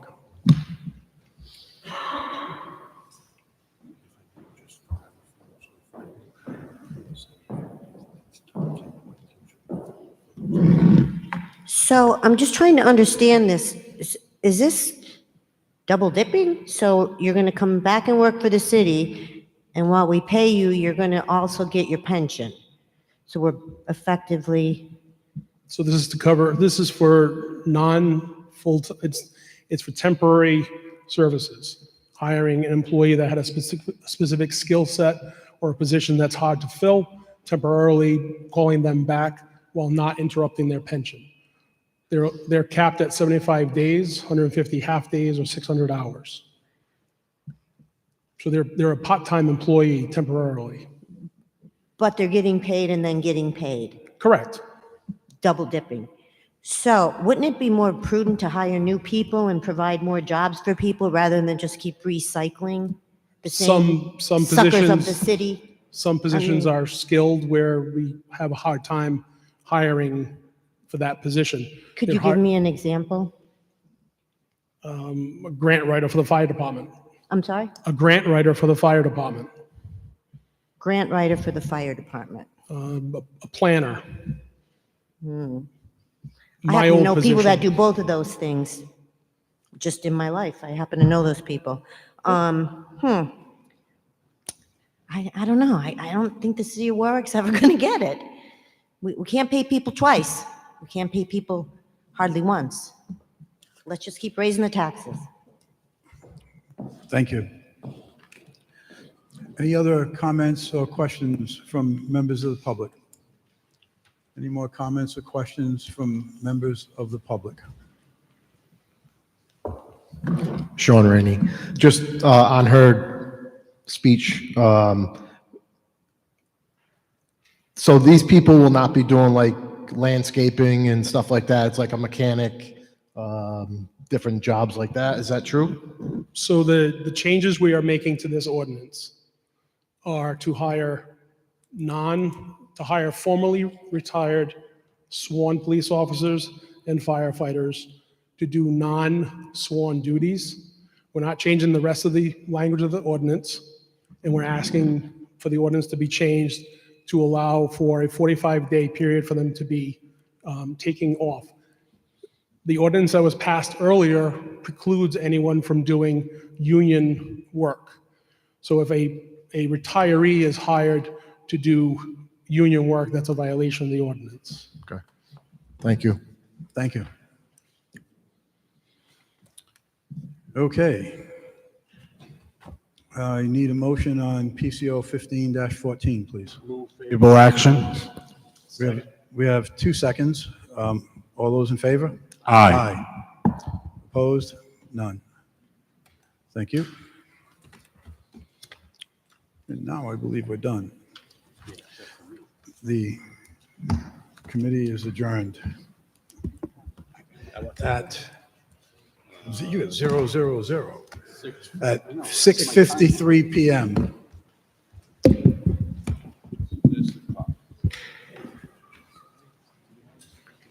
We'll take a short recess and then we'll convene the full council at 7 briefly before moving back into committees. So don't get too far.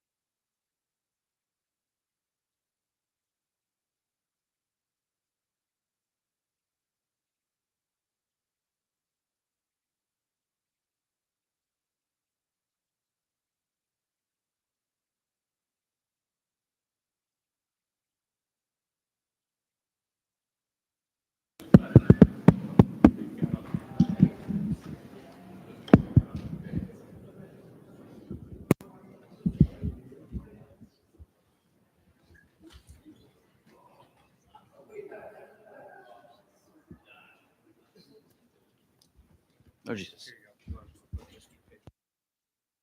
We opening the meeting? Good, everybody? Miss Moon?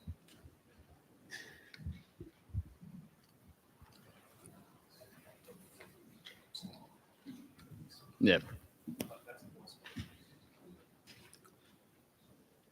All right, City Council will convene at 7:06 PM. First, we have the roll call. Mr. Sinapi? Here. Mr. DeLuise? Here. Mr. Foley? Here. Mr. Gephardt? Here. Mr. Kirby? Here. Mr. Lattiser? Here. Mr. Muno? Here. Mr. Napa? Here. Mr. Ricks? Here. 9 present. All right, next we have the salute to the flag. We have Councilman Foley lead us.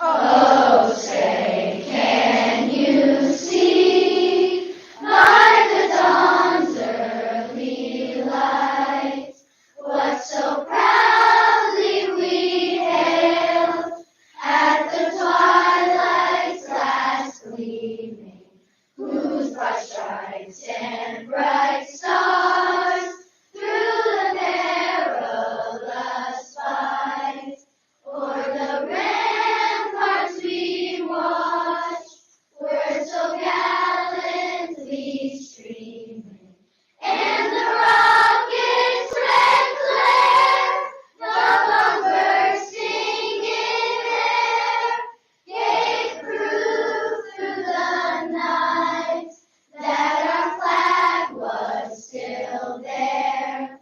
Oh, say does that star-spangled banner yet wave o'er the land of the free and the home of the brave?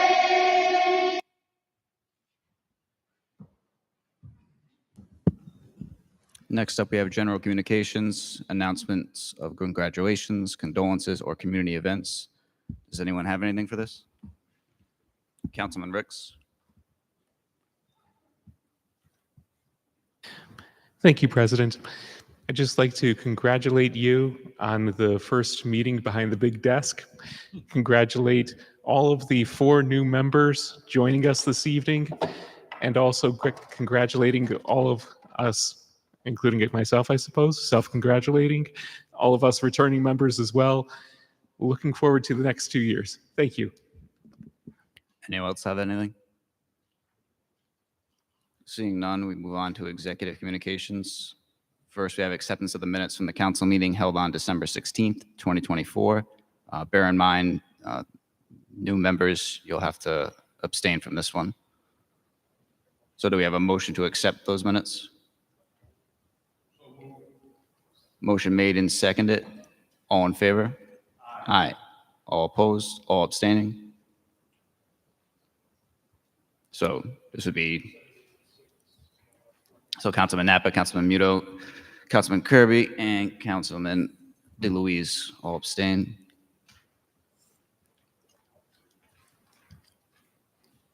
Next, we have announcement of appointments.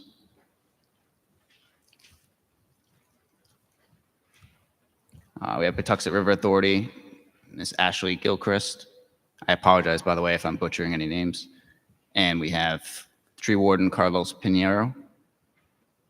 All right, and now we'll go back to committee. We have Public Safety next, if I'm not mistaken.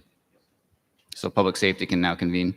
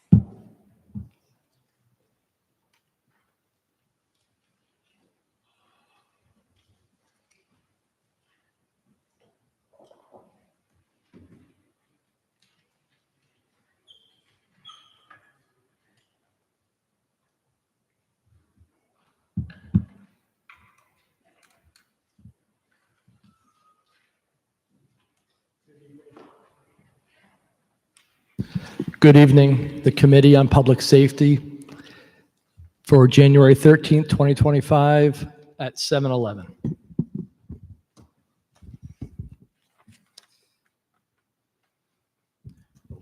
Accept the meetings.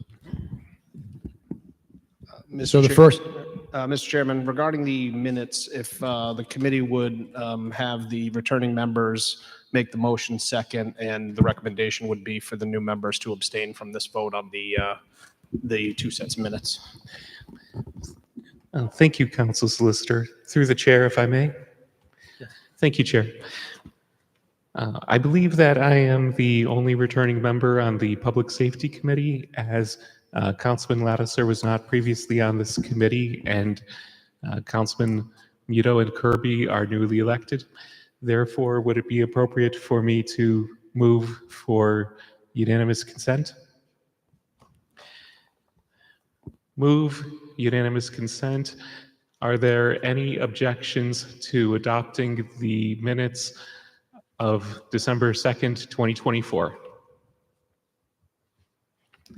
Hearing no objection, so adopted. Thank you, Councilman. That was inclusive of both sets of minutes under one motion? Or would you like to make a second? Correct. Okay. Both, to clarify, both the set of minutes for the Public Safety Committee agenda, as well as the minutes for the Public Safety Claims docket, both dated December 2nd, 2024. If anyone objects to that clarification, please speak now or forever hold your peace. Hearing none, so clarified, and both sets accepted. Thank you. help me out here, though. I have the other ones, but traffic studies, this is Yeah. So let's see. Yeah, start by.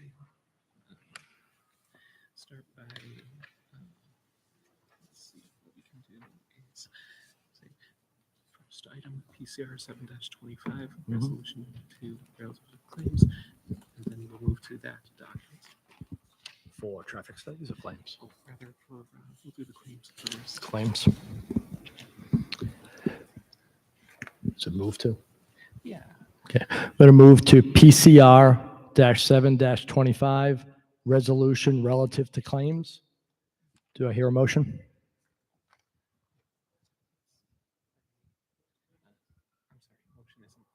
No, but We just can dive right into it. dive right into it. Okay. Okay, first item is PCR 7-25, consent calendar claims for January 13th, 2025. First claimant is Deborah Swanholm at 24 Indian Hill Road, Warwick, Rhode Island. Her claim is for the amount of $766.12. Do we move?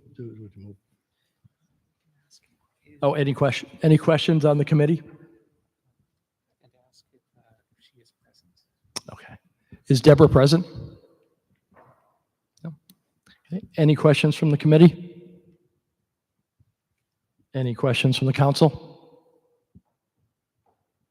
Any questions from the public? Any questions from the public? Any questions from the public? Hearing none. Pardon me, Chairman.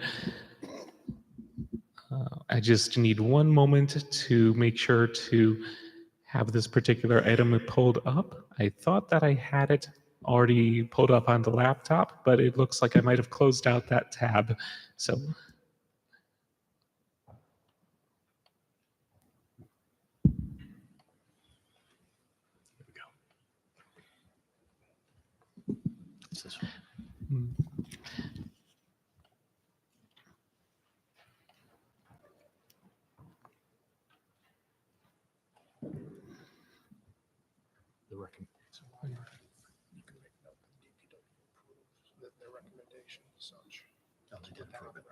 Okay.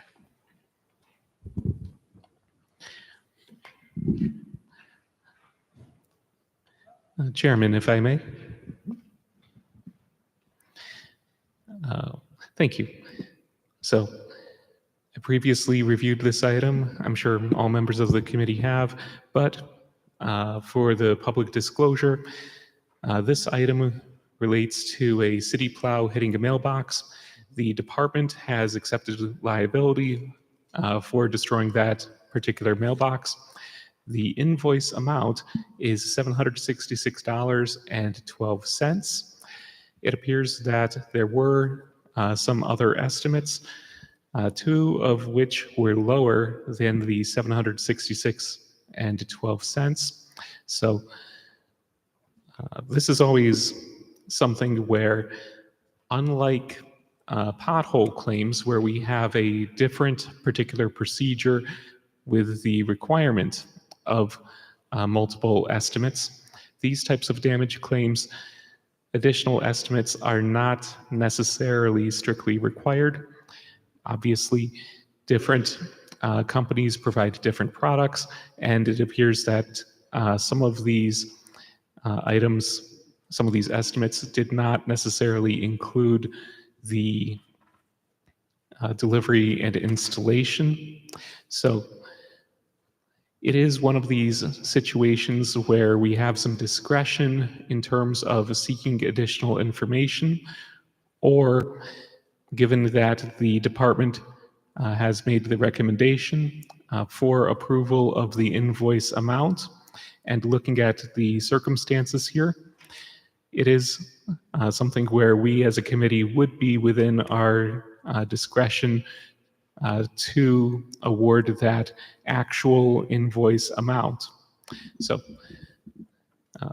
it would be appropriate, of course, also for any members of the committee who believe that that an award of an amount other than the actual invoice can certainly raise any concerns as to that difference.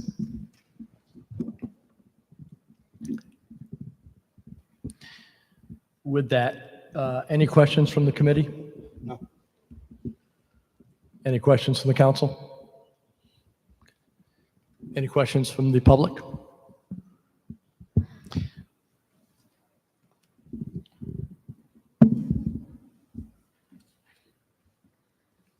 Thank you.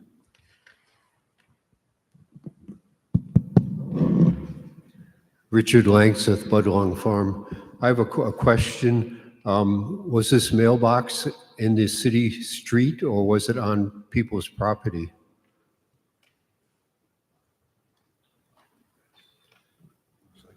Police.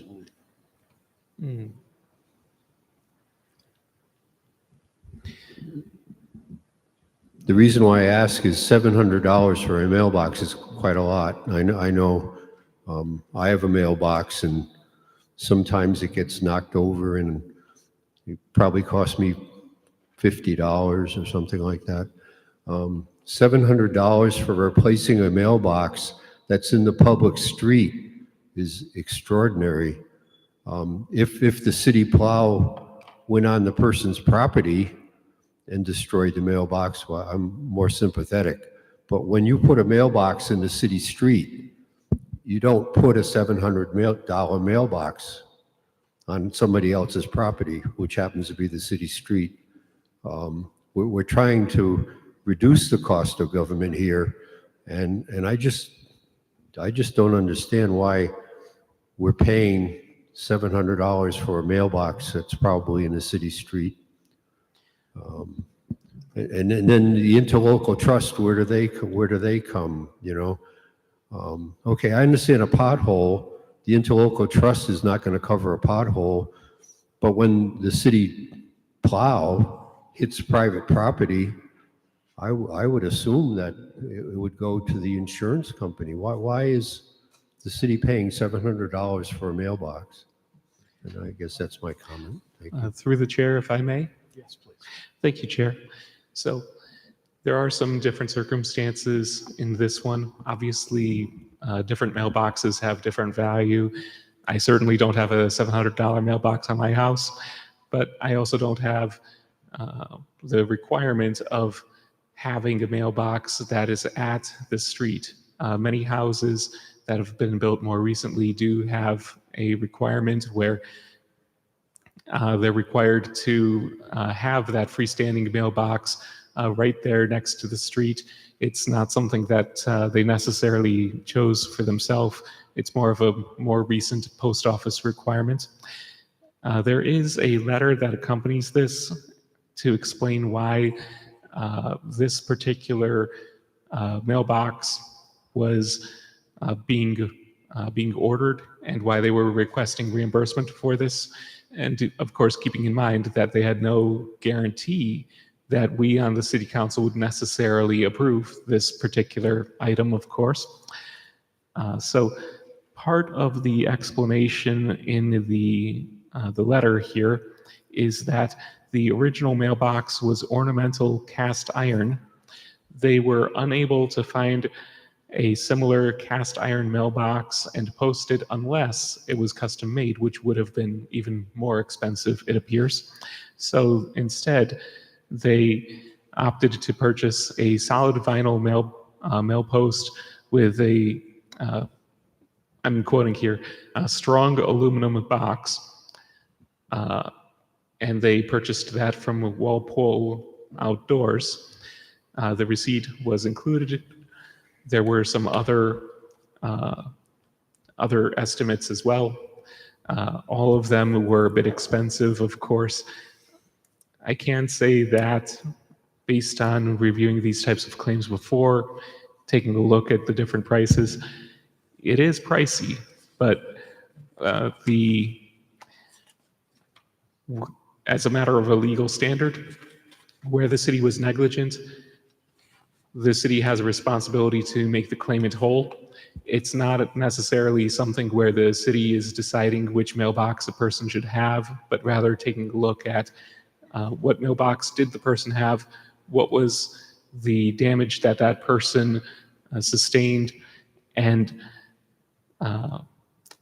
is what this person is asking for compensation, is that something that is effectively making the person whole? Or is it something that is, a person trying to replace a Kia with a Cadillac, so to speak? Not to insult Kias, but one car is probably going to be more expensive than the other. So let's see. So it is a bit of a different standard from the standard that we use when the city council takes a look at purchases that it's making of its own volition for itself. I do certainly understand the concern, and I would certainly agree that this committee does have an obligation to look carefully at each and every claim and make sure that we're upholding the relevant standards, and at the same time, of course, looking at each individual situation on its own merits. And I'd like to thank you for coming up and sharing the comments, because I'm sure that a lot of people have the same questions, and it is helpful to have these kinds of discussions, and I really do appreciate public input on these issues. Okay. Well, yeah, I just want to make sure that we understand when you put property in the city street and it gets struck by something, you're at risk. I mean, a sane person wouldn't put a wrought iron mailbox in a city street and then expect the city to compensate them when you can just, do it. What we have mailboxes. I mean, okay, then they get hit, and so we don't put out expensive mailboxes. Thank you. Constable Latterson. Thank you, Mr. Chairman. I would guess that the majority of the mailboxes we have are probably on city property, due to the fact that the city does own typically 2-3 feet in from the street. But with that said, I can't support this number of $766.12 because the mailbox for $499 to me looks very similar to what I'm assuming is the existing mailbox, and none of these estimates include labor.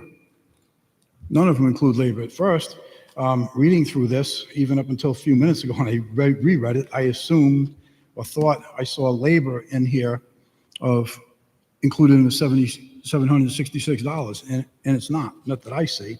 So with that said, I think the $499 reimbursement is fair and equitable to what they had. So I would not be able to support $766.12. Thank you. Any other thoughts or comments? I would just briefly want to double check with the city council solicitor on this. And I suppose before deferring to the city council solicitor for clarification, I will just point out for members of the public that the claimant had a free choice as to the various estimates that she chose to submit. She chose 3 estimates, and the lowest of those 3 was for that lower amount of the $499.99. City council solicitor? Let's see. So to clarify on the record, this is a situation where the city council committee has a certain level of discretion in subjectively, I suppose, looking at the various estimates and determining whether one of the estimates is sufficiently similar to the product that the claimant is seeking to replace. Sure. So I guess let me step back, especially with some new folks here.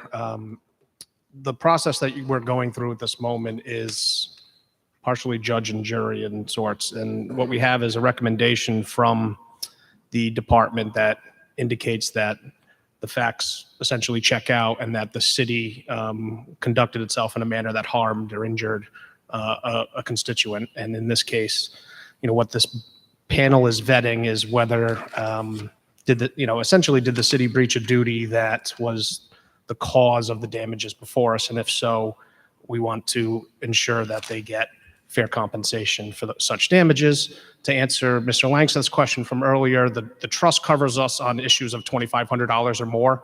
So in between, we're essentially acting as a small claims type board to avoid small claims court for the constituents, to make it easier for them to be compensated for injuries that they incur.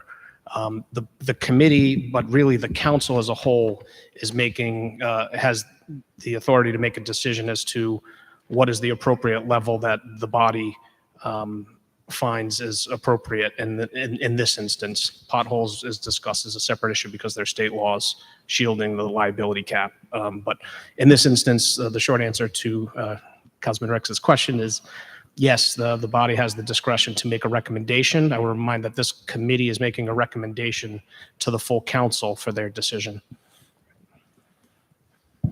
Council President. So just a few points of note. Even the invoice presented doesn't include labor. They ended up installing it themselves. And generally speaking, to make someone whole would normally, in fact, include labor, given that otherwise they would just have a mailbox that's not installed. And so while we do have carte blanche to award a different amount than what's recommended by DPW or requested by the claimant, bear in mind the claimant also is well within their rights to, in response to whatever we offer them, say no and sue. And if we're not making them whole, arguably they do in fact have sufficient grounds to pursue legal action against us. Part of the whole purpose of this claims process is to, rather than open ourselves up to litigation, do quite the opposite. Prevent it altogether while addressing a wrong that the city committed. So just keep that in mind and do what you will. Councilman Lattiser. Thank you, Chairman. With all due respect to the council president, this claimant was not seeking labor. If they were seeking labor in addition to the cost of the mailbox, I would consider that. This claimant simply submitted 3 invoices seeking recovery for something, and this something happens to be the most expensive mailbox that there is. So with all due respect, I'm not here to, do the process or guide people through the process. I'm here to make a decision on the information that's been submitted to us for consideration.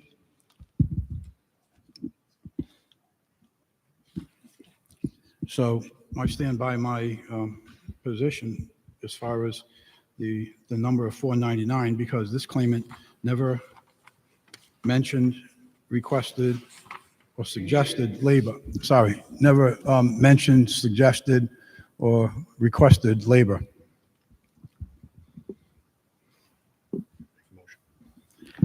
Actually, any other questions? Any other questions from the council? Just have a comment to caveat off of the president. In consideration of the alternative, as the president stated, they are within their right to reject the offer and file suit against the city, in which they would be entitled to recoup counsel fees, filing fees, and costs. So we're talking a difference of $267.12. Likely, the award at a small claims court would exceed the $766.12 that they are requesting. So my suggestion to the committee is let's not bite our nose to spite our face. We are protecting the interests of a taxpayer and a constituent on top of being long-sighted here for what's in the best interests of the city. I know it may not be the smallest amount that's proposed, but it would likely be a reasonable compromise to settle this matter at $766.12 and be done with it, rather than expose the city to potential further liability where they may be awarded the $999 mailbox plus labor plus costs and fees. So I would just weigh that. I would urge the committee to weigh that out when you make your decision. Councilman Lyons. I would caution the committee on setting a precedence with this, where you're awarding something that technically doesn't exist. The labor cost is not part of this. It was never requested. I would be cautious on creating a precedence with these type of claims going forward. Just as a point of information, no one is suggesting labor be paid for. No one has suggested it. The claim and the recommendation from DPW is for a specific amount. The recommendations mentioned by several council people, including myself, was for that amount based on the request made, which again does not include labor. That was simply pointed out as another item often factored in. Also, bear in mind, as far as precedent is concerned, this exact conversation has occurred before on other claims, and all these things taken into account, you all should, as usual, consider those factors and vote accordingly.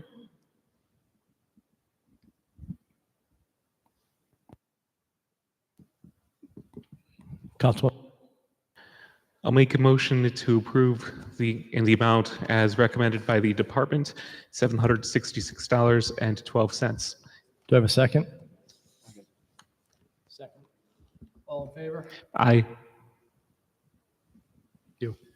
Aye. No. Ayes have it. 3-1. Approved.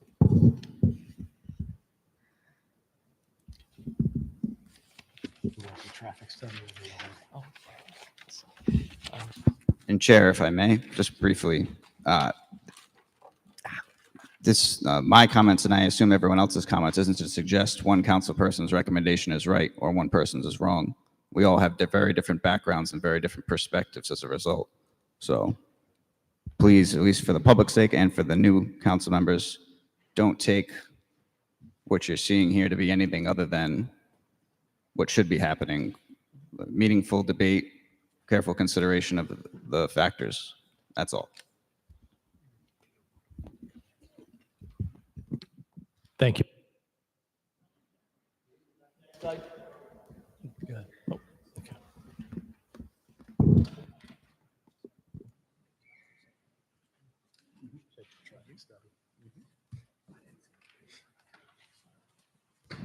Mr. Chairman, I would just note for the record that Councilman Lattiser requests that this item be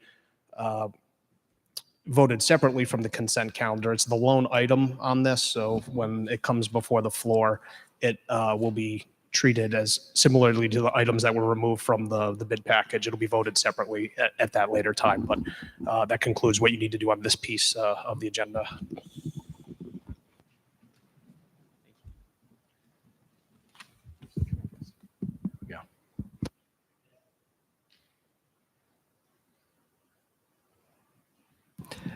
Next item under consideration is PCR-2-25, resolution relative to traffic studies. Councilman Ricks?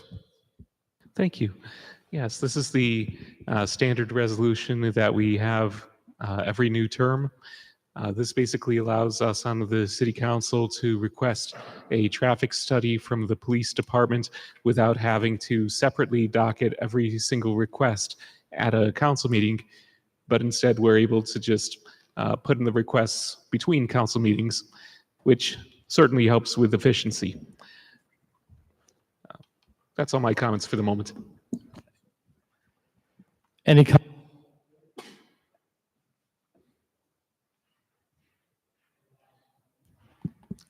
comments from the council? Any comments from the public?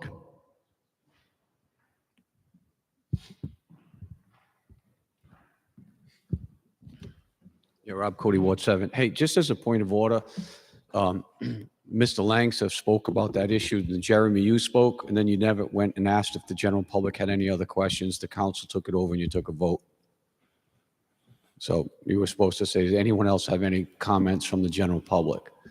So the comment that I would make is we just spent more time on a couple $100 than we did on a $26 million fire contract. That's the stuff that pisses us off, all right? When someone from the general public has a couple of bucks, we beat the hell out of it. But we spent more time on a mailbox than we did on any other expenditure that went before the city tonight of millions of dollars. That's wrong.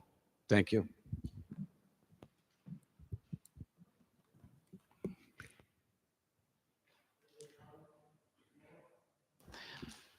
And a brief point of order question to the city council solicitor. Is it required if council members discuss a matter after the public has had an opportunity to speak, is it legally required for us to open public comment up once again? The gentleman's comments are incorporated as part of this entirety of this committee's hearing attributable to those statements. So you're welcome to proceed. We would ask that as when questions of anyone from the public are made, we would, it makes it easier for the chairperson if everyone does come forward at that time, unless it's a very lengthy one, in which case, as one person moves out, and the next person, if they would respectfully step in at that time, it would help the flow of the meeting. Thank you. So do I have a motion for PCR 2-26? Move 25. favorable action. Do I hear a second? All in favor? Aye. Any opposed? Ayes have it, 4-0.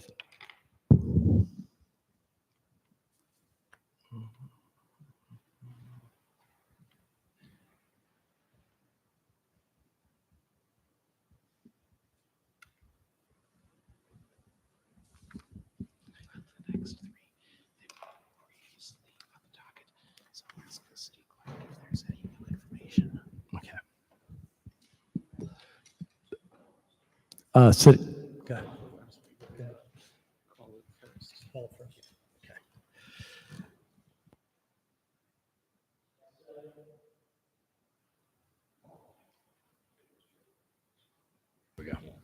Next item, PCR-116-24, Christopher AC claim. Since these were previously docketed, I'd like to ask the city clerk if there was any additional information provided. The information wouldn't have been provided to me. You should. I have it right here.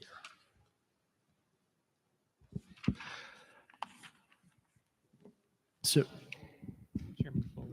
Mr. Muro, Chairman I'm Foley? sorry. I couldn't hear the name. Which claim are you talking about right now? we are looking at Icy, Christopher Icy, I-S-E. All right, Christopher. Yes, Yes. Christopher did provide a screenshot of his voicemail that he sent to the city. I forwarded that on to our liaison who forwarded on. So I don't know where it is in the reevaluation stage. That's my position. So based on what I saw, I believed he did reach out to the city ahead of time to notify him that that tree needed to be tended to. And after that notification is when the tree came down. So that's the information I have. And here's the chief of staff. Good evening, Bill Facenti, Chief Staff. I saw the screenshot that was forwarded. It's a voice transcription. The Public Works Director still stands by the denial of the claim. Councilman.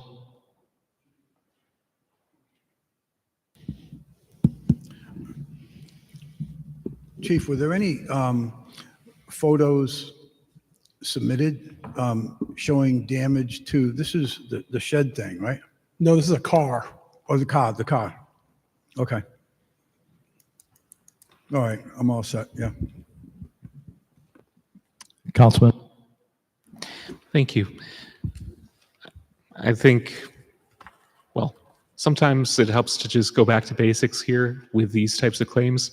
And so the basics are that any property owner has an obligation to make sure that there aren't dangerous conditions on their property to inspect for those dangerous conditions. And that might include to take a look at trees that you own or control and make sure that they're not dead or dying and risk of some large branches falling and damaging something or hurting somebody.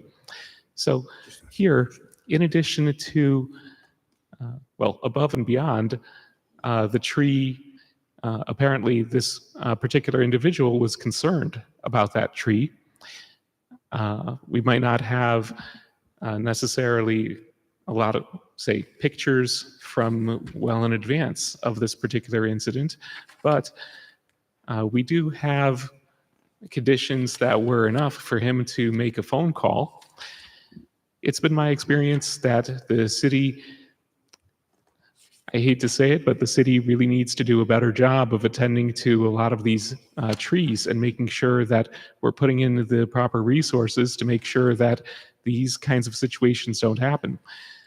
When someone goes ahead and makes that phone call in advance, I think that that person has probably done more than the vast majority of people who walk or drive by and don't say anything and don't even bother putting the city on notice. So here we have some evidence that the city was put on notice.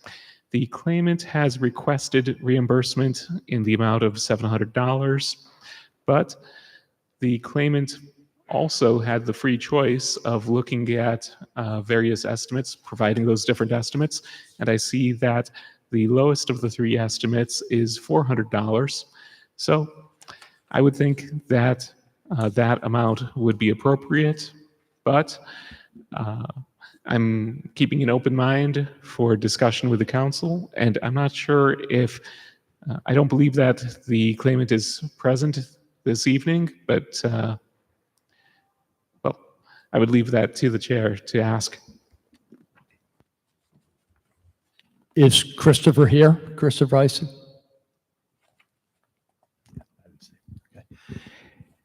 Any other?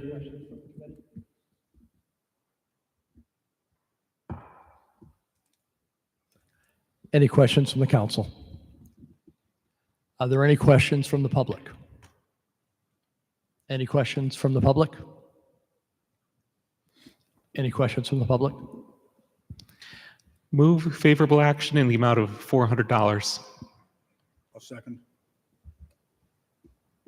Here, a second. All in favor? Aye. Aye.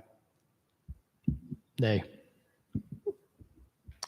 Motion passes.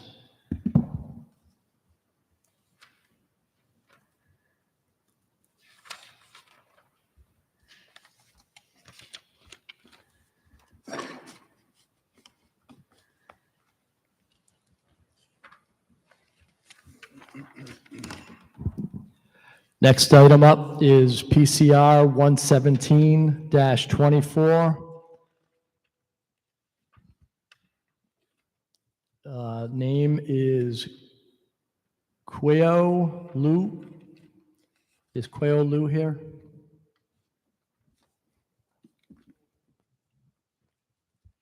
The claim is for city tree branches that fell on the shed, damaged it and the contents inside. The claimant is requesting a reimbursement of $2,236.60. This was carried over from last year. Councilman Foley. For clarification, that the young lady, Quaylu, did show up at the previous meeting. She testified that she had reached out to the city. As we did with the previous claim, we asked her for proof. I also reached out. She sent me something which was redundant. I asked her for clarification, A. B, council liaison reached out to the city because she said she had submitted the form online.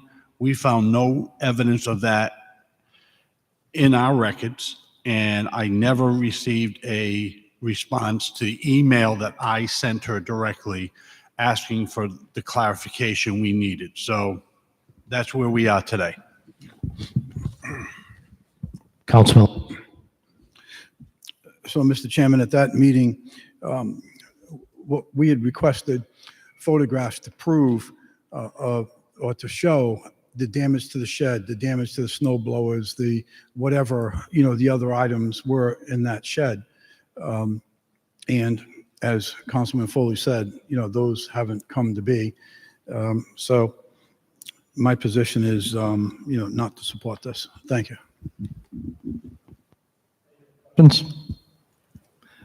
Questions from the council? Questions from the public? Questions from the public?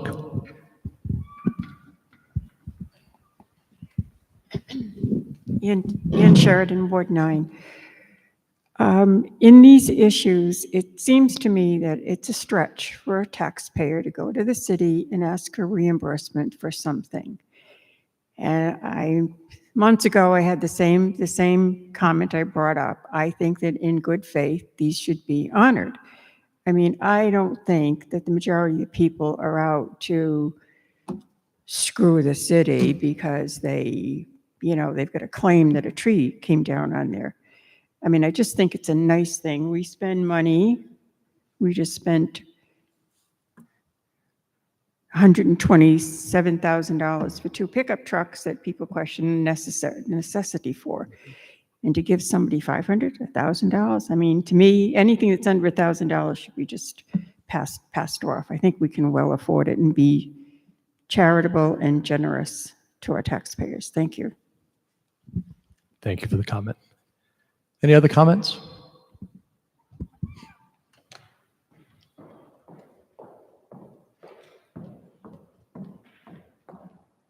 Everybody has a phone that they can take pictures with. If this person was to come forward with some pictures, that would be great. Otherwise, no. Thank you for a comment.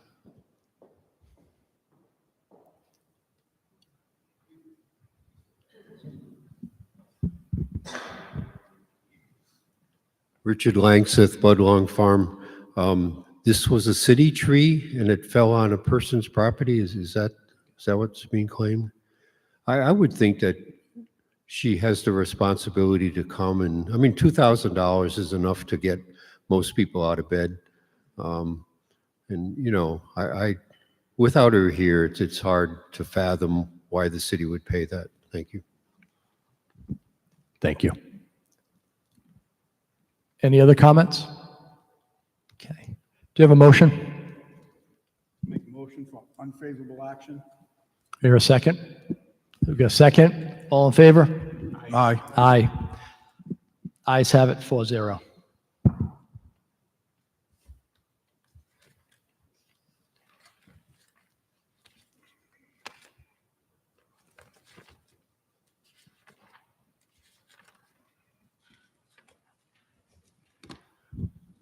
Okay, last item on our agenda is PCR 118-24, John Renier. Just pull up that claim. This claim is John Ranieri hit a pothole on Love Lane, causing damage to tire and alignment. He is looking for reimbursement of $138.67 plus tax, which includes the alignment and balancing, which, when you add it all together, the total claim amount is $290.67. Any questions from the committee? So I'm not sure if Chairman Foley received any additional information on this item. If I may, yes, we did, but not from the claimant. We afterwards figured out where they came up with that dollar amount, thanks to Councilman Lattiser. And if we had been able to figure it out earlier in the evening that night, we would have approved that. The committee can do what it wants, but the numbers do add up. The way it was written on the front of the claim form was a little incongruous, and then we figured it out. We went back and looked. So the numbers do match. The recommendation was to approve. We had held it, so that's the way we did it. Thank you for that update. Any other questions from the committee? Any other questions from the council? Councilman Gepcott. No objection to moving this forward. I'm aware of the pothole that that the claimant references. It had been reported to the city, so I think this is all in good order. Thank you. Any other questions from the council? Any comments from the public? Any comments from the public? Move favorable action in the amount of $290.67. Second. All in favor? Aye. Aye. Motion carries. That motion to adjourn? Motion made. Second. All in favor? Aye. Okay. We are adjourned. Public safety is adjourned at 7:55.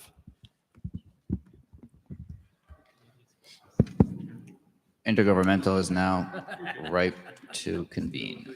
Hey, we're working on it. Or it is now ripe for intergovernmental to convene. You know what I meant.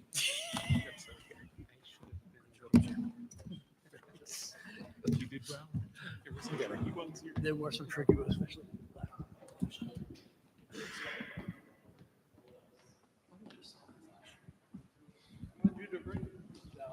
I appreciate it.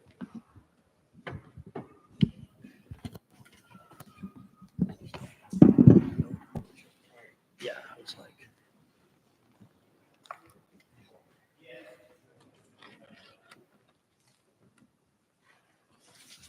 At the beginning, you didn't have the mic on. I'm sorry.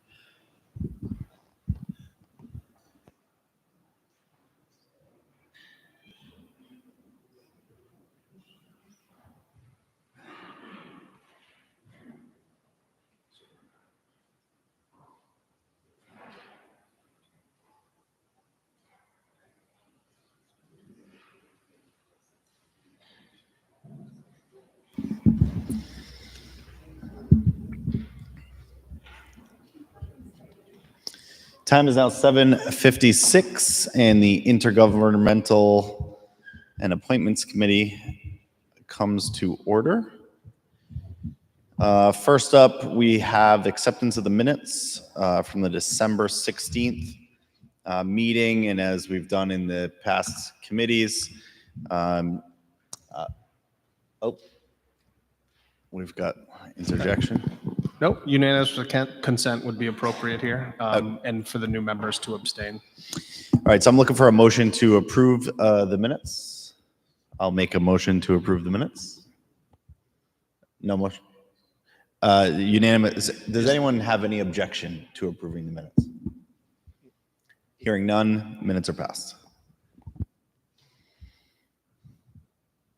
Okay, one item of business, PCR 125. You mean? PCR 125, resolution adopting the rules of the Warwick City Council for 2025-2026. I believe at this point, everyone has received a copy of the rules. A red line was sent out to the committee, well, to the entire council, as well as being published. Sorry. And I will turn it over, Council President.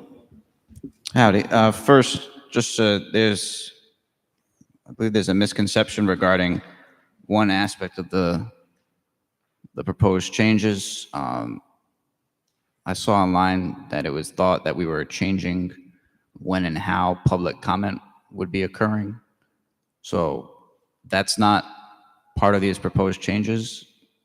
And I confirmed with the City Council solicitor that that's not part of them.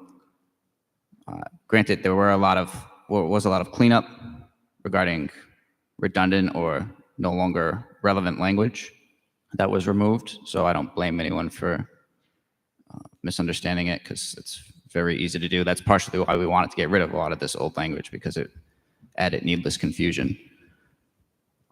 And the other disclaimer I'd like to point out, for those who may want additional changes, please note that at the end of the night, I'm going to docket another resolution to further amend these. So don't think that this is your one chance to get changes done. I've already been keeping up a running tally of the other stuff we want to do.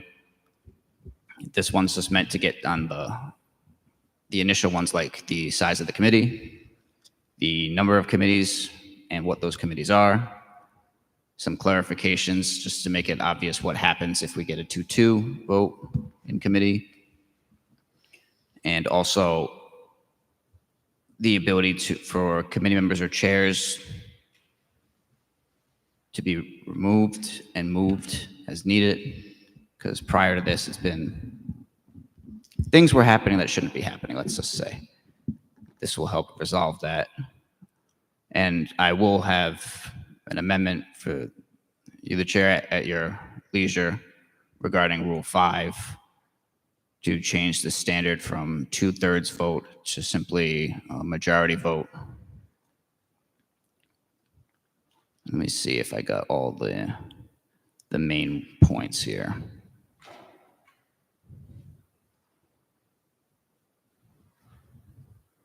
I believe that's a Cliff Notes version of things, but I'm happy to address any questions that may arise. Thank you.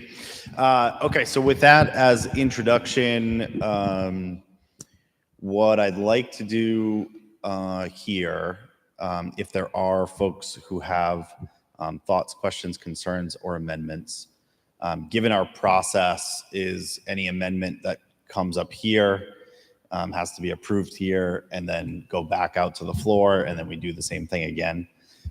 So it would be ideal, in my mind, if we have any discussion we need to, folks can raise any questions, concerns, or proposed amendments. I'd like to keep them just in that form in the committee here.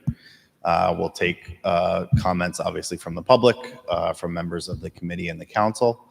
And if there are any substantive amendments that folks are on board with, that'll give us a little bit of time to get those together to make sure that everyone can review them, and then we'll have them in the full council meeting. Okay, so with that, members of the committee, do you have any thoughts, questions, comments on the rules as proposed?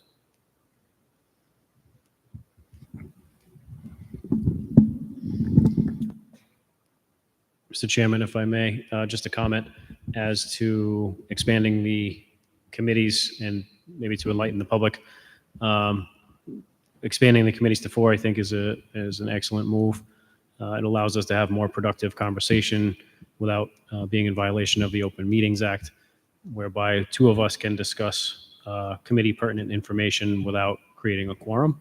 And I think that's a very important and productive use of our time so that we can move things a little bit faster and have some productive conversation coming into council meetings and committee meetings moving forward. So I fully support that amendment to the rules. Thank you. Thank you. Anything? Yeah, I think Councilman Napa, your point's well taken. We have also in the past been subject to somewhat frivolous complaints of, someone sees 2 of us, at cellos and assumes the worst. So this sort of gets us out of that potential jeopardy when we know that folks are abiding by the rules. So any members of the council have Councilman Ricks? I would agree that 4-member committees make a lot of sense in this context. I feel like the Open Meetings Act, this particular provision, when it comes to applying these rules to committees in particular, was probably written more with full bodies in mind, whether it's the full 9-member city council or perhaps even General Assembly committees that are, well, quite sizable. And so what it winds up having the effect of when you have a 3-member committee, and I experienced being on 3-member committees for 8 years, is that it's basically functioning as a sort of a gag rule that's often preventing me from speaking ahead of time, ahead of the meeting, with precisely one person who I want to speak with on a particular topic. But I could not speak with a particular person on a particular topic, and I would avoid doing that. And oftentimes, as a result, I would not go into the meeting with the more fully fleshed out thought process that would have really just been beneficial for everybody involved. But I obviously am very careful to follow the laws on the books. So I think that, yeah, 4-member committees do make a lot of sense.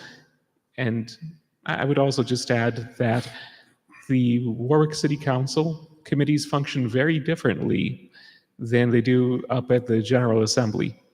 So our committees, there are great abilities for the sponsor or for example, to pull a bill out of committee for a full vote by the city council as a whole. So with all due respect, obviously, to every single committee, and the committees do perform a very important work in being the point people on every single topic that comes before the city council as a whole. It's also something to keep in mind that having 2 members of a 4-member committee speak to each other about an item that's coming before the committee is not the smoky back room that people fear. That's all. Thank you, Councilman. Councilman Lattiser. Mr. Chairman, I'm not sure if I understood you in the beginning.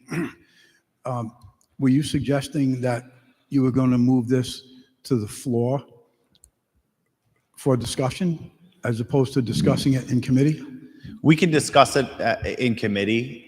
You're free to discuss any potential amendments, I'd like to just move this to the floor without a recommendation where amendments can be made on the floor. right, So you're free to, if you said, hey, we want to paint the chamber blue, you're welcome to talk about that now. We can get feedback on it, but we'll move it in the meeting.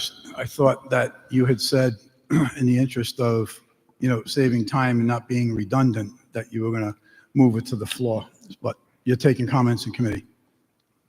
Okay. So let me just go to one of the easy ones on page 2 of the red line version, line, well, now it's different. Hold on. I'll hold that one for the time being. Initially, my objection to these changes, or one of these changes, was with Rule 5. And I still consider this having the possibility, and I'm not suggesting anything from any current serving people, but things change. Council members change. We had 4 changes just this year alone. Council presidents change, solicitors change, et cetera. And I think that particularly where it was a 2/3 vote of the council, that certainly opened the door for the possibility of politics to weigh in on this. We've seen it from local government all the way up to Washington, when someone doesn't do what someone likes, or someone doesn't vote the way someone wants the vote to go, or just happens to rub the grain the wrong way, or happens to take over a particular body, they get removed. And that's politics. And that's my concern, especially where we had the 2/3 rule here, which that to me made it even more concerning. So picture this. You have one member of any committee, doesn't matter what the position is, and they happen to be bucking heads and taking avenue of things that maybe somebody doesn't like. And for that reason, you're brought before the city council to be removed. That leaves an avenue of politics to take over. To have this in place for a bona fide transfer of one position to another, or someone doesn't want to serve on that committee. It's more involved. It's more time consuming than I anticipated. I don't have the time for this. I don't think it's a good fit. It's, more than I want to handle. This would provide a mechanism for that transfer. Although years ago, I just resigned from a committee, and that was that. Actually, I think it was 2 committees. So that's my concern with that.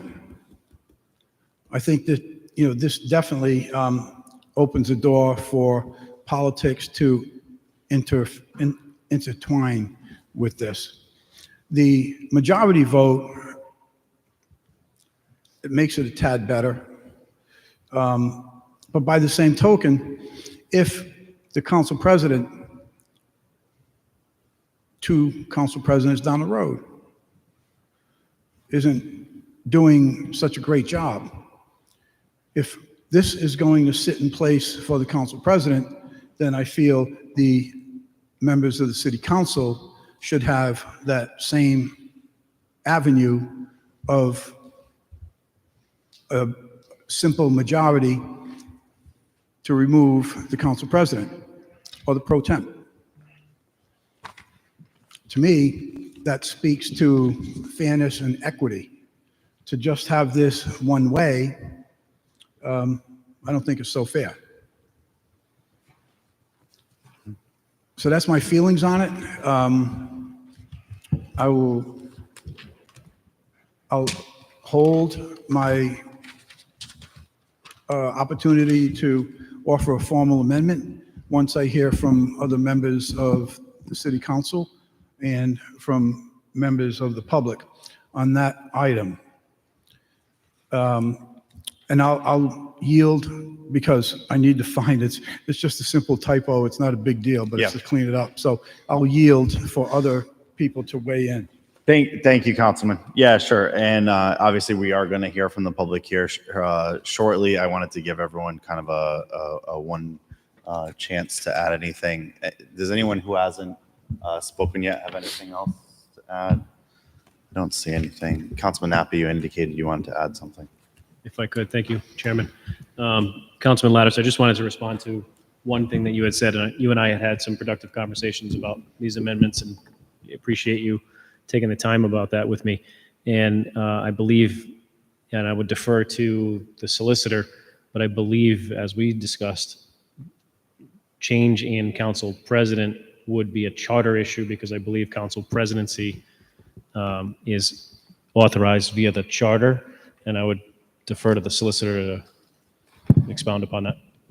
That's correct, Councilman. The charter provision 2.5 makes clear that the council president is elected for the term. I'm sorry, I couldn't understand you. As outlined in the city charter, section 2-5, the elected president serves for the full term of the, in this case, 2-year cycle, per the charter. And the charter does not speak to the full term of the council members? No. I Interesting. mean, they serve in the body for the 2 years, but how it's organized is an executive function that is deferred to how we Council organize. President. Okay. Okay, thank you. Thank you. And furthermore, I'm sorry, just to expound upon that, the next provision, 2.6, talks about that the council shall determine its own rules of business. So that's this part of the process of ironing out the details that we may want to enshrine in a more formalized way.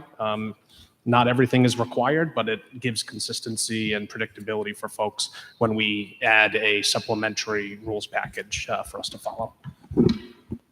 All right, thank you for that. Okay, excellent. Thank you, Chairman. Well, if there aren't other council members who'd like to add anything at this time, I'd like to open it up for public comment.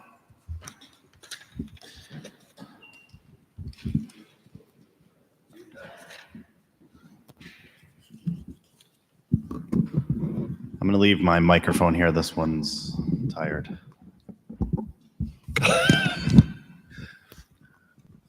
Richard Langseth, Budlong Farm. And my comment is about the provision for a calculation of the long-term financial position of this city. And what I found a little vexing about it was that the report would be presented before the budget is reviewed. And it doesn't say how many days before.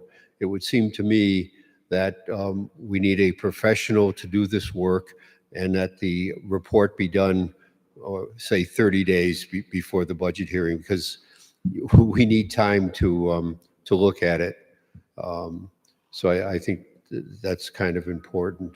The other thing is, I'm not sure about who this professional is and what their role is. And so the city council should just be aware that this is a city council function and not a mayor function.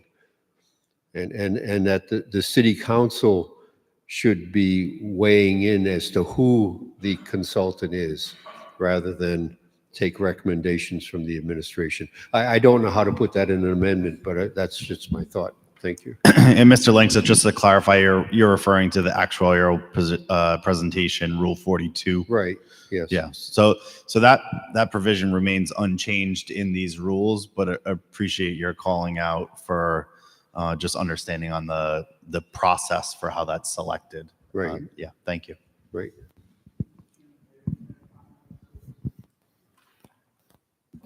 Councilman Lattiser. Thank you.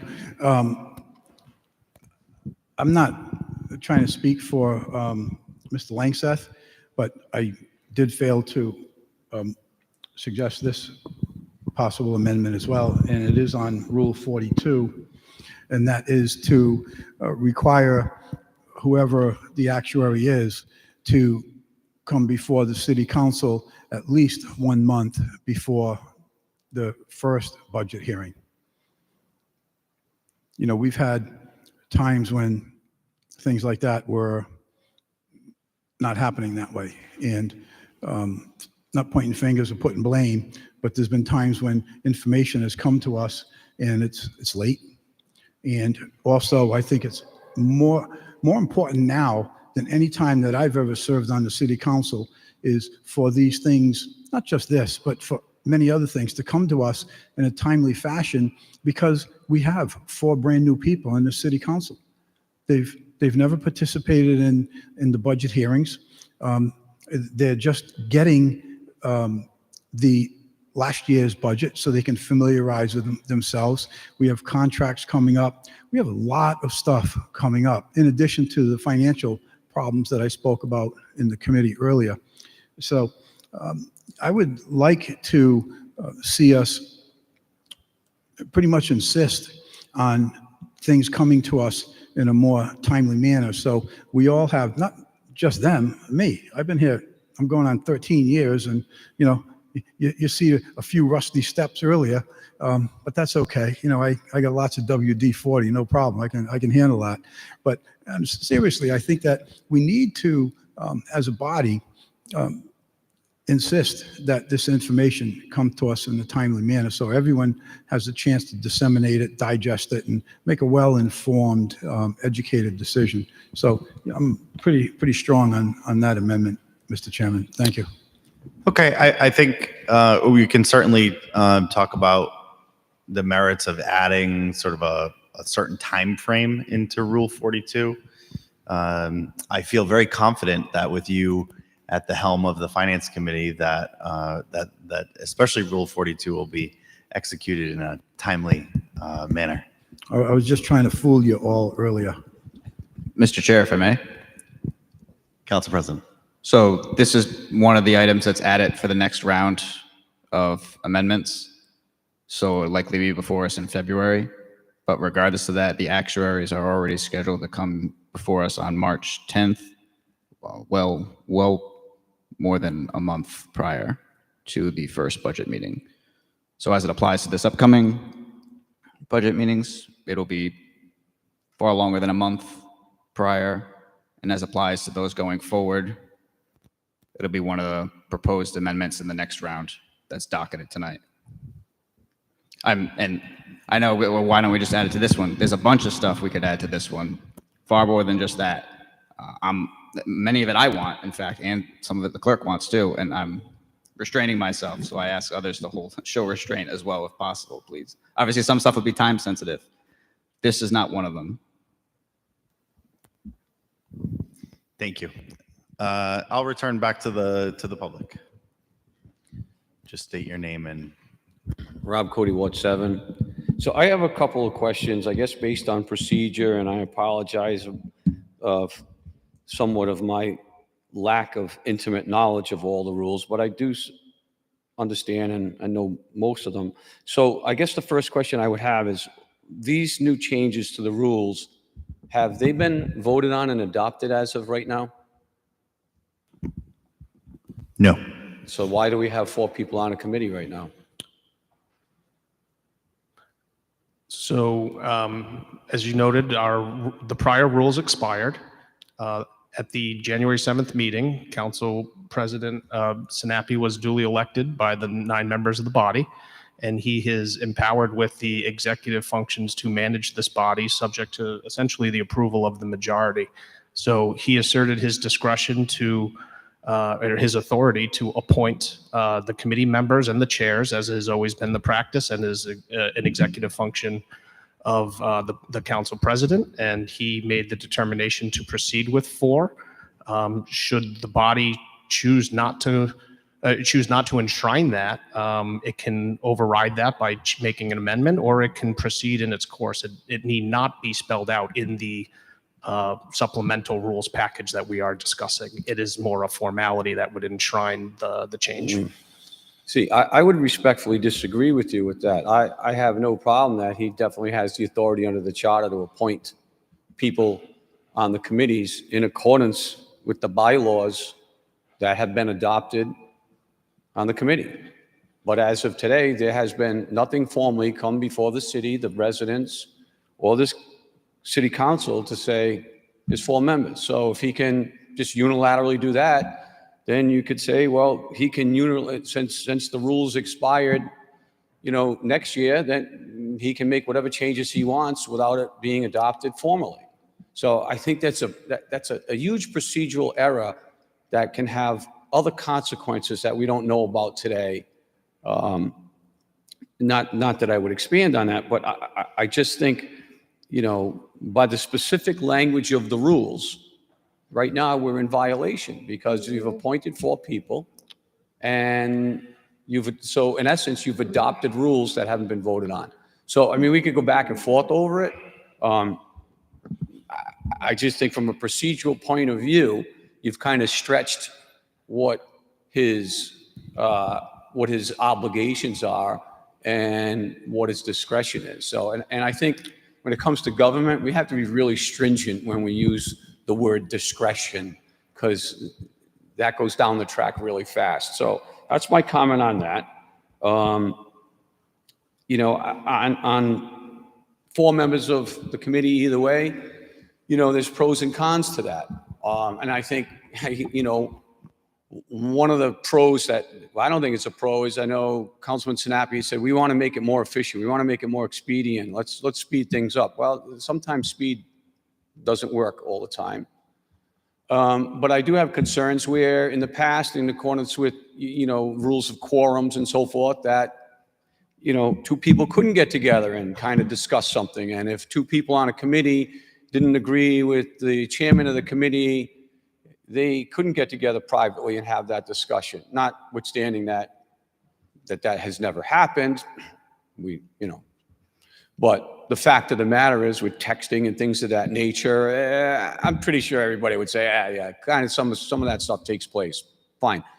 Not to beat a dead horse, but the fact of the matter is now that you have 2 people can discuss something openly, and then one of those 2 people can go and discuss something with the other person, and now you're kind of flirting with the rules. You're shaking your head no, but actually it is yes. So, right, if 2 members on this committee had a conversation out about an agenda item, they talked about it, and then one of those 2 people spoke with another person, it still doesn't institute a quorum where it wouldn't be a violation. And that's the only thing I was concerned about in terms of open meetings violations. Not to interrupt you, I believe that is covered under the rolling quorum portion of the Okay, OMA and I'm certainly statute, I'm not suggesting anything against your credibility. I'm just saying, in an overall sense, there's a lot of people that thought that and spoke about that in public, and I think it's a legitimate comment. Can I offer one piece? Yeah. We won't take this off your time. I don't even have the clock.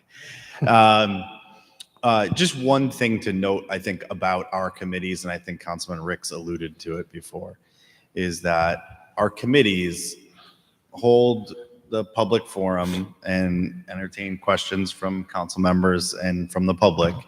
However, they don't make binding decisions. They may make a recommendation, right? So to actually enact that change does require, at least 5 members with a full quorum. So, and again, I'm certainly not throwing something out there, making any type of accusations. Just looking at, when we come to when we speak about rules, right? It's real specific, right?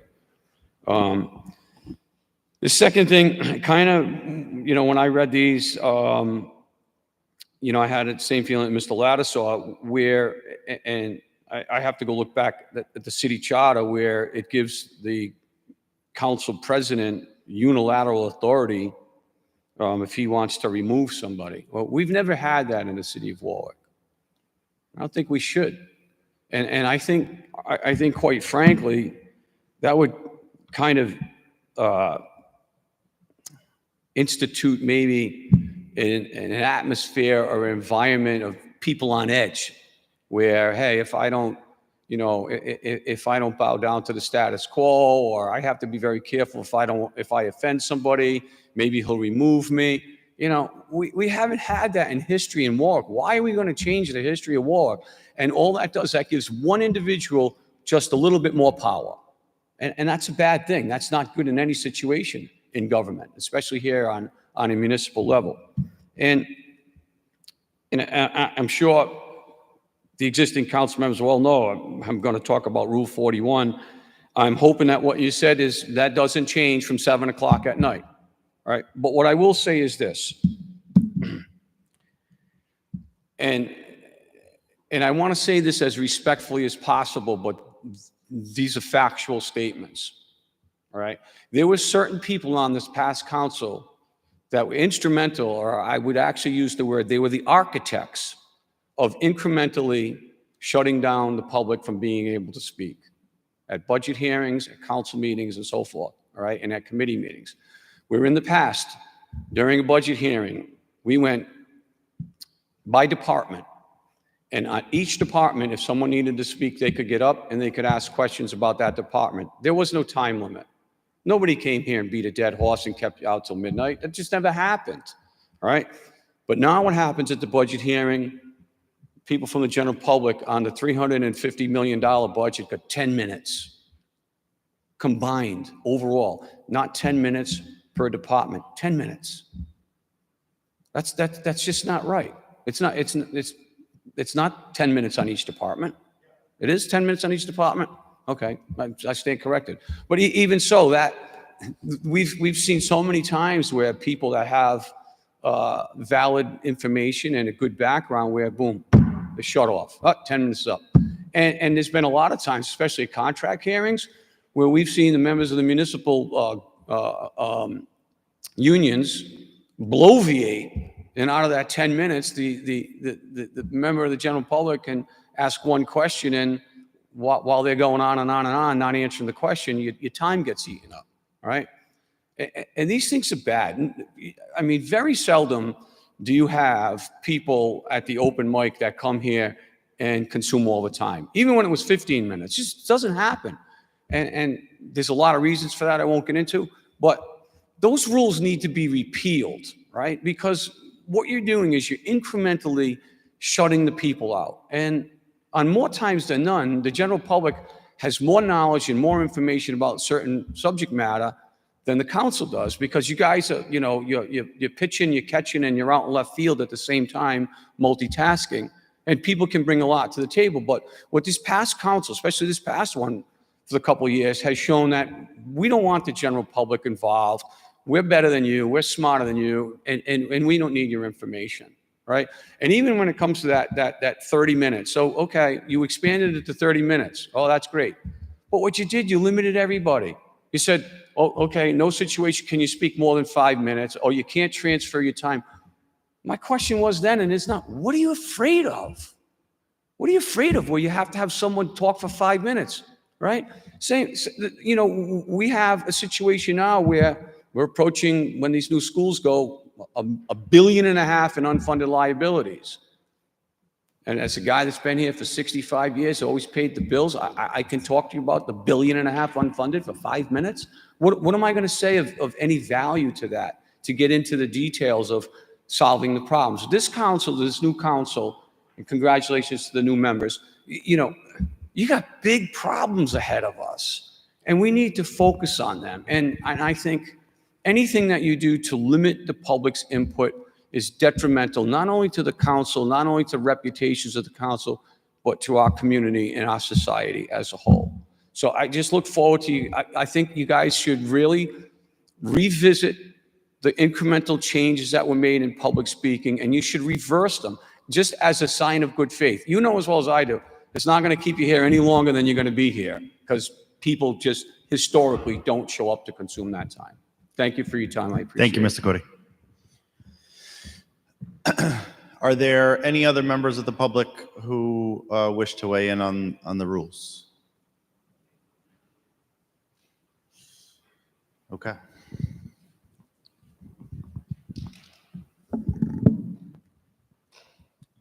Are there any members of the committee who wish to offer any amendments or have any amendments in mind they'd like to discuss?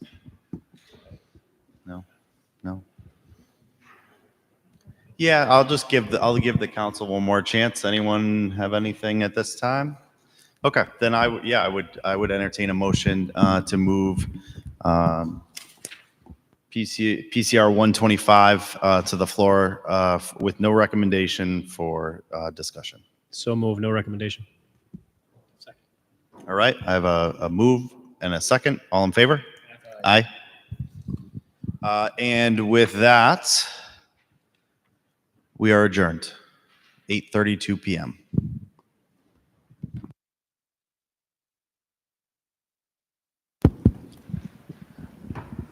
Public Properties will convene next.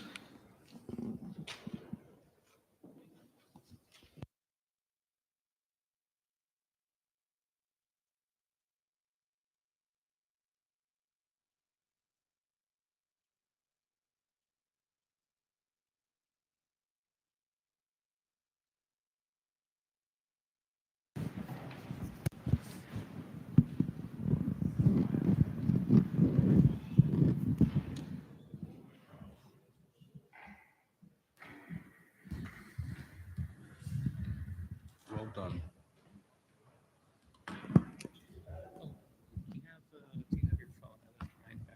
Just for the time. 8:33. 8:33. I got you. I know. You don't believe me. You don't believe me. I do believe you. Here he but goes. Just Look. because- Look at this. Thank you. You know, you have done a very good job synchronizing your wristwatch. Yes, I have. You know what I just found out last week? It lights up. Hey, I've had it for 2 years. is it still 8:33? Yeah, 8:33. The City Council Committee on Public Properties, Land Use, and Community Affairs comes to order at 8:33. First up, we have the acceptance of minutes from the committee meeting held on October 21st, 2024. Councilman Foley and I were both previously on this committee, so I'm going to move to accept. Do we have a second? And of course, the new members of the committee who were not present at that October 21st meeting cannot vote on this. All in favor? Aye. Any abstentions? Yes, two. Yep, we have two abstentions. Okay. So, one item on the agenda, we have PCR 3-25 Omnibus Resolution of Congratulations and Condolences. First, any comment, members of the committee? Any comment, members of the council? Any comment, members of the public? All right, so I'll just briefly state that this is the omnibus resolution that allows for us to put in resolutions of congratulations and resolutions of condolences in an expedited fashion. These are largely ceremonial, symbolic, but symbols are important. And so this allows for us to perform these ceremonial duties and to provide these recognitions without having to specifically docket each item at a particular council meeting and then wait until a following council meeting to take any action. We can keep these moving along between council meetings. So with all of that said, we have a new vice chair of the committee. Vice Chair, would you like to make a motion on PCR 3-25? I'd like to make a motion to approve PCR-125. And do we have a second? We have a second. All in favor? Aye. 4-0. Thank you. And the time is 8:35. Committee adjourns at 8:35 p.m. Thank you.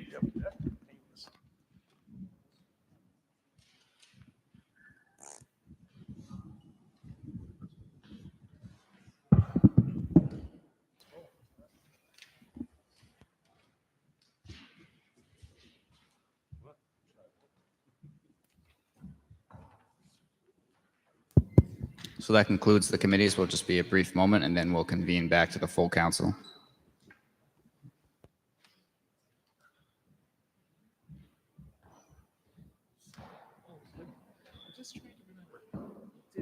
My name?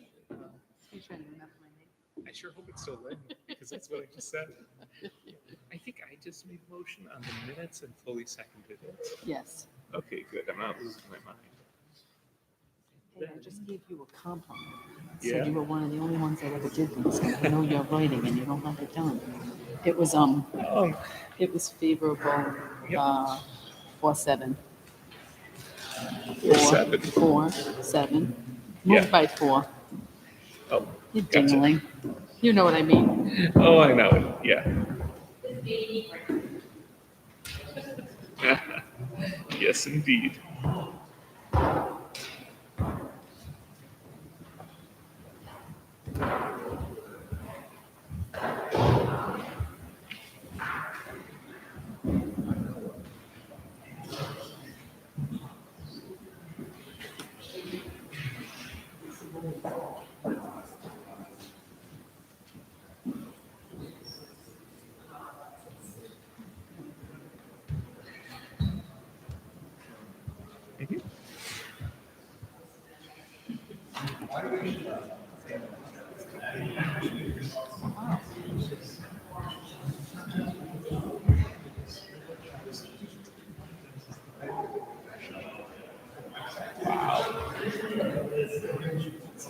It's amazing. Handwritten.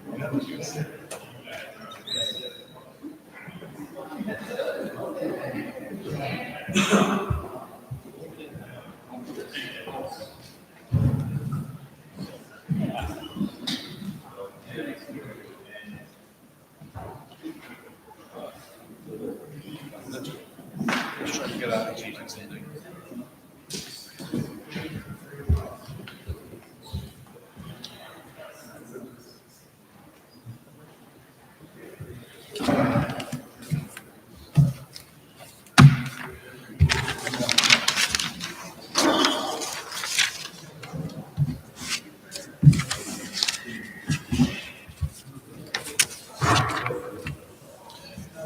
Oh, where's he going? Get him back here. I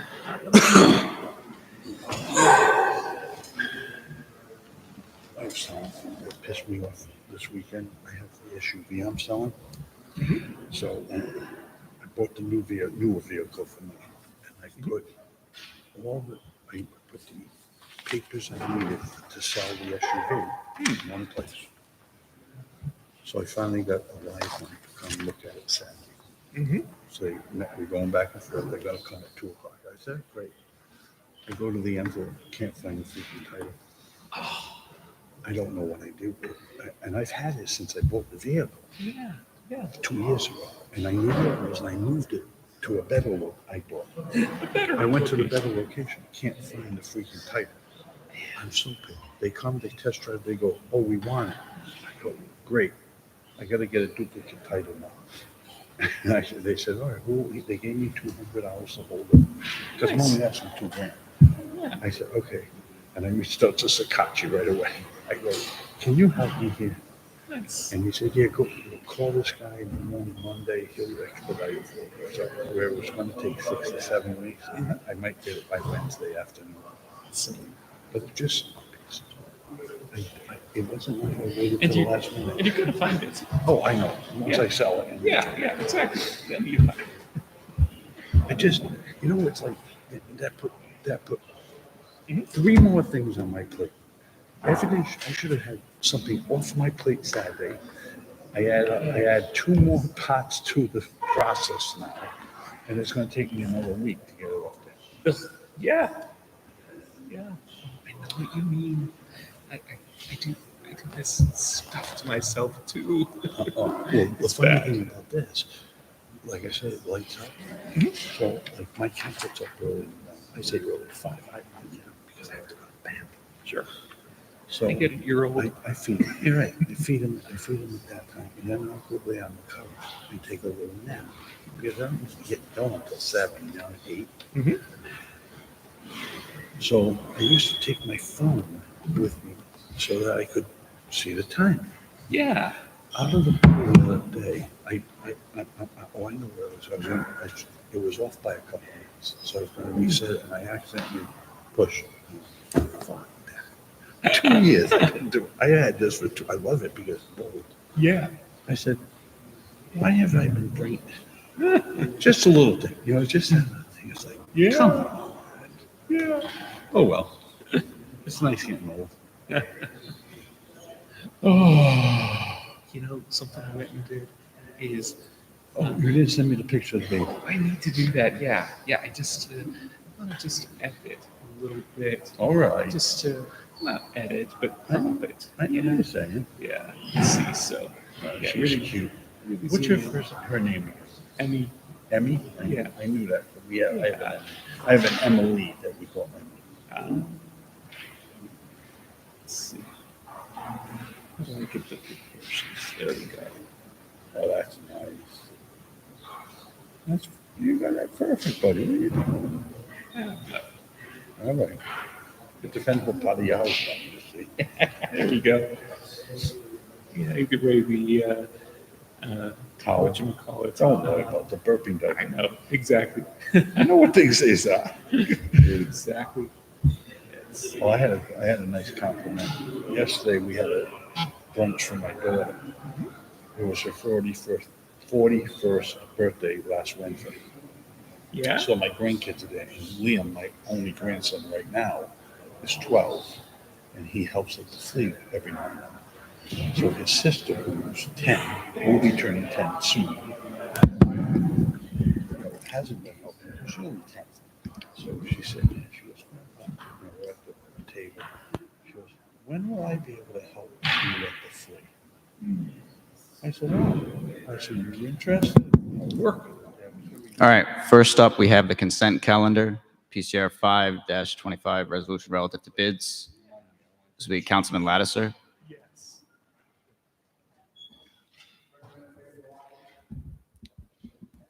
For action, Councilman Lattiser. Move favorable action on PCR 5-25. Seconded by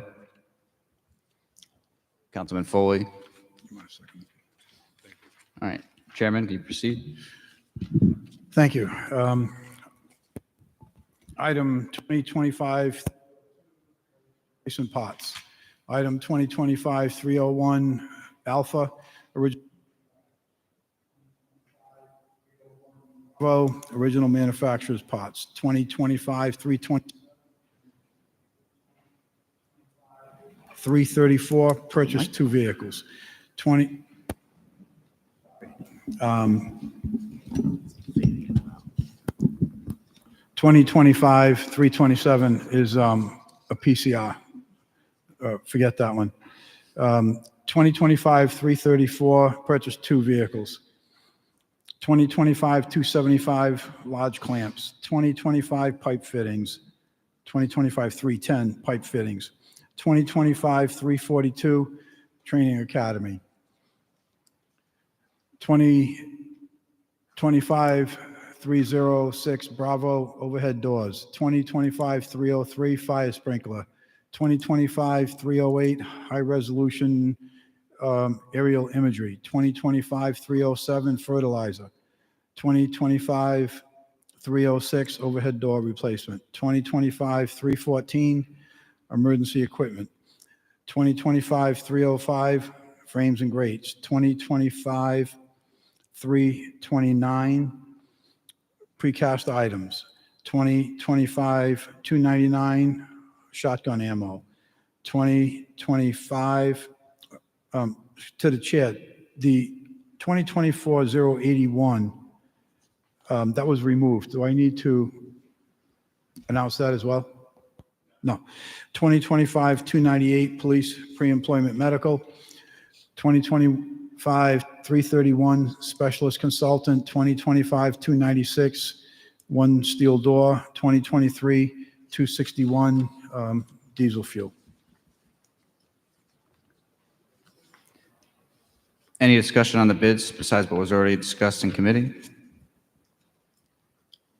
If not, moving on to PCR 6-25, resolution relative to abatements. Be Councilman Lattiser. Yes, we had the council president recusing on 2 items, but this PCR 625 is recommends favorable action with an amendment. So for action, Councilman Lattiser. Yeah, favorable action. Seconded by Councilman Napa, Councilman Foley. And the amended amount is $34,535.09. Are there any questions or discussion on the abatements that wasn't already discussed or inquired upon during committee? Seeing none, we can move on to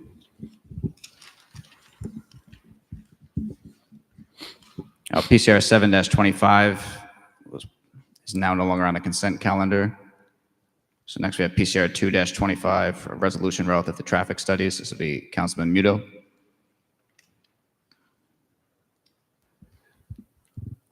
Recommend the favorable action. So for action, Councilman Muto. Move favorable action. What's that? Move favorable action. Move to favorable action. Motion made for favorable action, seconded by Councilman Lattiser. Are there any questions or comments that wasn't already discussed in committee? Seeing none, we can move on to the PCR 325 omnibus resolution of congratulations and condolences. This is Councilman Ricks. Thank you. Recommend favorable action. Councilman Ricks for action. Move favorable action. Seconded by Councilman Gebhardt. Motion made and seconded. Any questions or comments that wasn't already done in committee? Seeing none, we can call the roll on the consent calendar. Madam Clerk. Mr. Sinapi, Aye. Mr. DeLuise. Mr. Foley, Aye. Mr. Gephardt, Aye. Mr. Kirby, Mr. Lattiser. Yes. Mr. Muto, Yes. Mr. Napa. Aye. Mr. Ricks. Yes. 9 yes, consent passes. So next we have the bids that were pulled from the consent calendar. First, we have bid 225-327, now is PCR 8-25. Councilman Lattiser. Move favorable action with an amendment. Seconded by Councilman Napa, Councilman Gebhardt.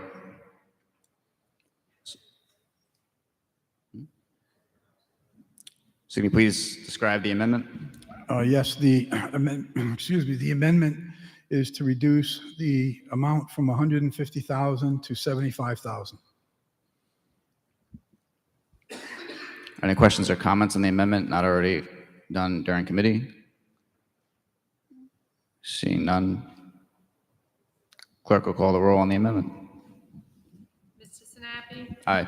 Mr. DeLuise. Mr. Foley. No. Mr. Gephardt. Yes. Mr. Kirby. Yes. Mr. Lattiser. Yes. Mr. Muto. Yes. Mr. Napa. Yes. Mr. Ricks. Yes. 8 yes, 1 no, motion passes to amend. And now, as amended, Councilman Lattiser. Move favorable action as amended on PCR 8-25. Seconded by Councilman Gebhardt. Any questions or comments on the bid as amended? Seeing none, clerk will call the roll. Mr. Sinapi. Aye. Mr. DeLuise. Mr. Foley. Yes. Mr. Gephardt. Yes. Mr. Kirby. Yes. Mr. Lattiser. Yes. Mr. Muto. Yes. Mr. Napa. Yes. Mr. Ricks. Yes. 9 yes, motion passes. Next is bid 2025-334, now PCR 9-25. Councilman Lattiser. This was moved with favorable action. It was recommended for favorable action. So for action, Councilman Lattiser. Move favorable action on PCR 9-25. Motion made. Is there any second? Councilman Napa. Are there any questions or comments that weren't already made in committee? Councilman Ricks. Pardon me, I seem to have misplaced my paper notes that I took during that committee meeting, but if I could just get clarification on precisely which item number 9 is. Sure, Solicitor. PCR 925 is formally bid 2025-334, which is regarding the purchase of 2 Chevrolet 2500 with plow. Thank you, that's what I thought. Any other questions or comments? Councilman Lattiser? Oh, yes, Mr. Chairman, I had requested to move this to the floor because I will not be supporting this.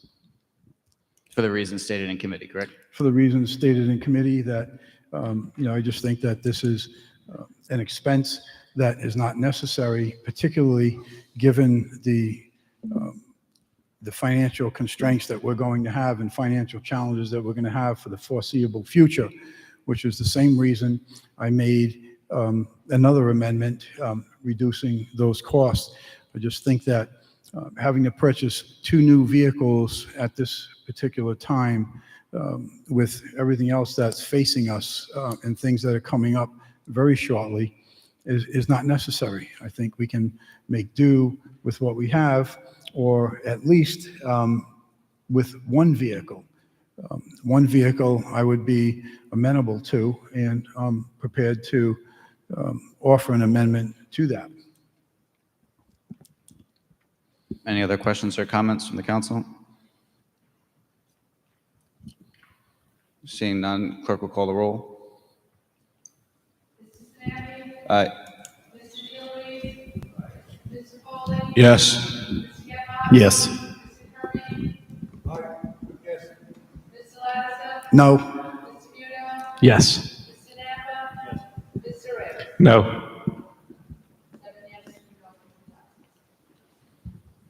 So next we have bid 2025-300A Alpha. Now it's becoming PCR 10-25. This is listed to be held until January 27th. That's correct. Hearing no objections, so shall it be. Next, we have bid 2024-081. Now is PCR 11-25. The request was to withdraw. Councilman Lattiser? That's correct. The recommendation was by the department to withdraw, which is now PCR 1125, formerly 2024-081. Move favorable to withdraw. There's a second. Councilman Gebhardt, Councilman Muto. Any other further questions or comments? Seeing none, clerk will call the roll. Aye. Mr. DeLuise? Mr. Foley? Yes. Mr. Gephardt? Yes. Mr. Kirby? Mr. Lattiser? Yes. Mr. Muto? Yes. Mr. Napa? Mr. Ricks? Yes. 9 yes to withdraw. All right, next we have the abatements that were pulled from the consent calendar, specifically of Cooney and Rosso, as I need to recuse. So Councilman Lattiser? Committee recommended favorable action in the amount of $553.60. So for action, Councilman Lattiser? Move favorable action for favorable, move favorable action on the Cooney and Russo abatement in the amount of $553.60. Seconded by Councilman Gebhardt. Are there any questions or comments? Seeing none, clerk will call the roll. Mr. Sinapi? Recuse. Mr. DeLuise? Mr. Foley? Yes. Mr. Gephardt? Yes. Mr. Kirby? Yes. Mr. Lattiser? Yes. Mr. Muto? Yes. Mr. Napa? Mr. Ricks? Yes. 8 yes, 1 recusal. And then we have a claim that was pulled, a claim of one Swanholm. I think it's a Miss Swanholm, if I'm not mistaken.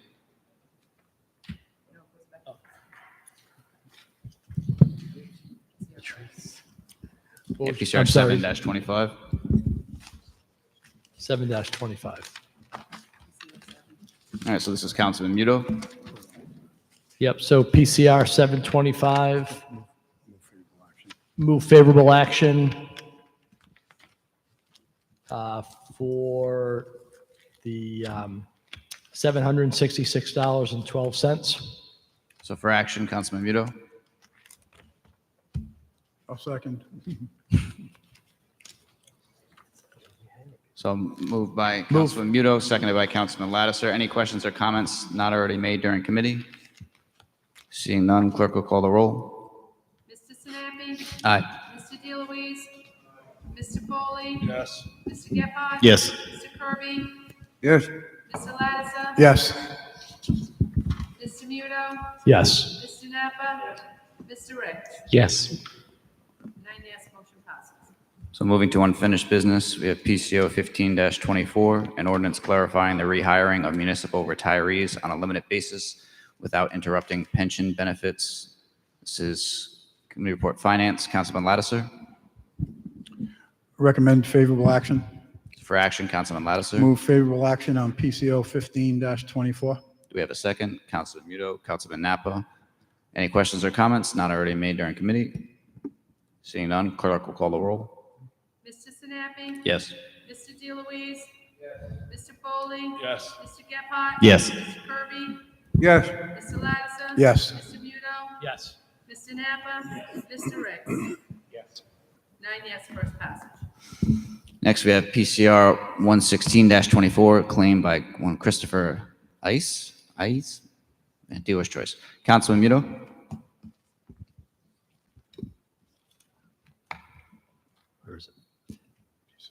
PCR 11624, Christopher Ice claim, move for an unfavorable action. So I have favorable action for $400 written on my notes, but if I'm incorrect, please do not hesitate to correct me. Chairman, I think we jumped ahead My there. apologies, favorable action. Move for favorable action.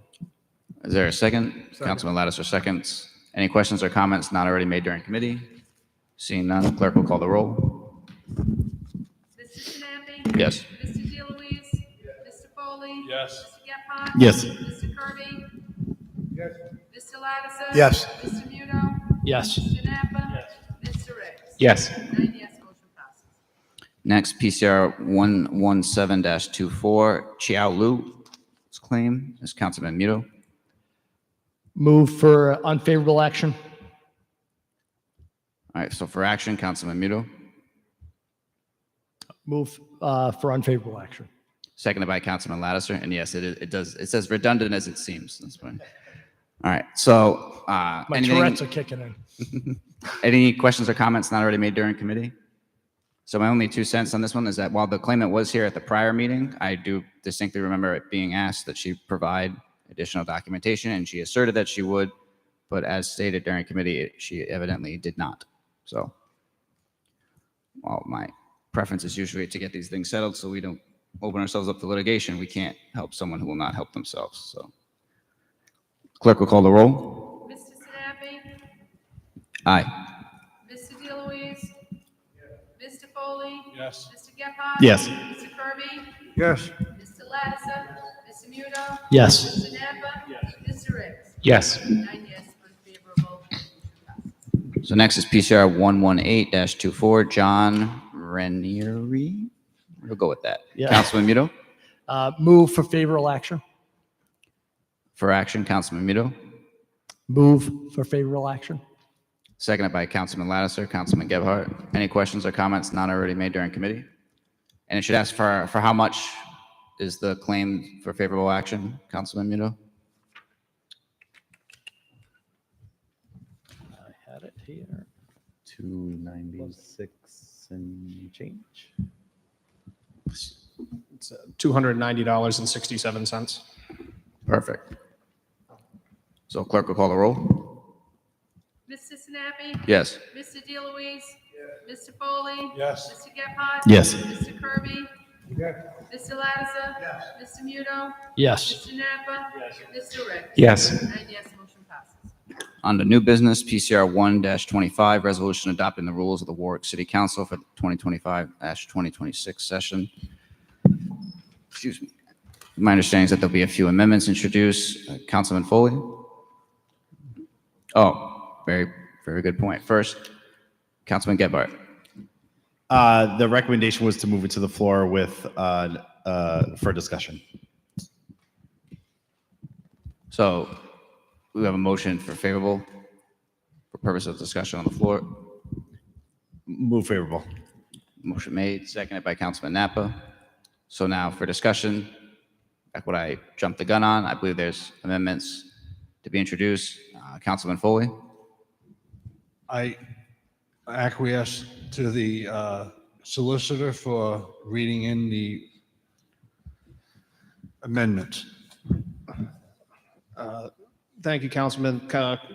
Councilman Foley is moving an amendment. It has three parts. Two are clerical and one is substantive. And I'll do them in order as they appear in the clean resolution before you. So when you're looking at PCR 125, the amendments and the line items that I'm going to reference are on the clean item that's before you. So on page 2, and this is the substantive one, we are, the motion would be to, on page 2, lines 4 and 5, we are deleting the sentence that reads, changes to committee membership during the council term may be overruled by 2/3 vote of the council.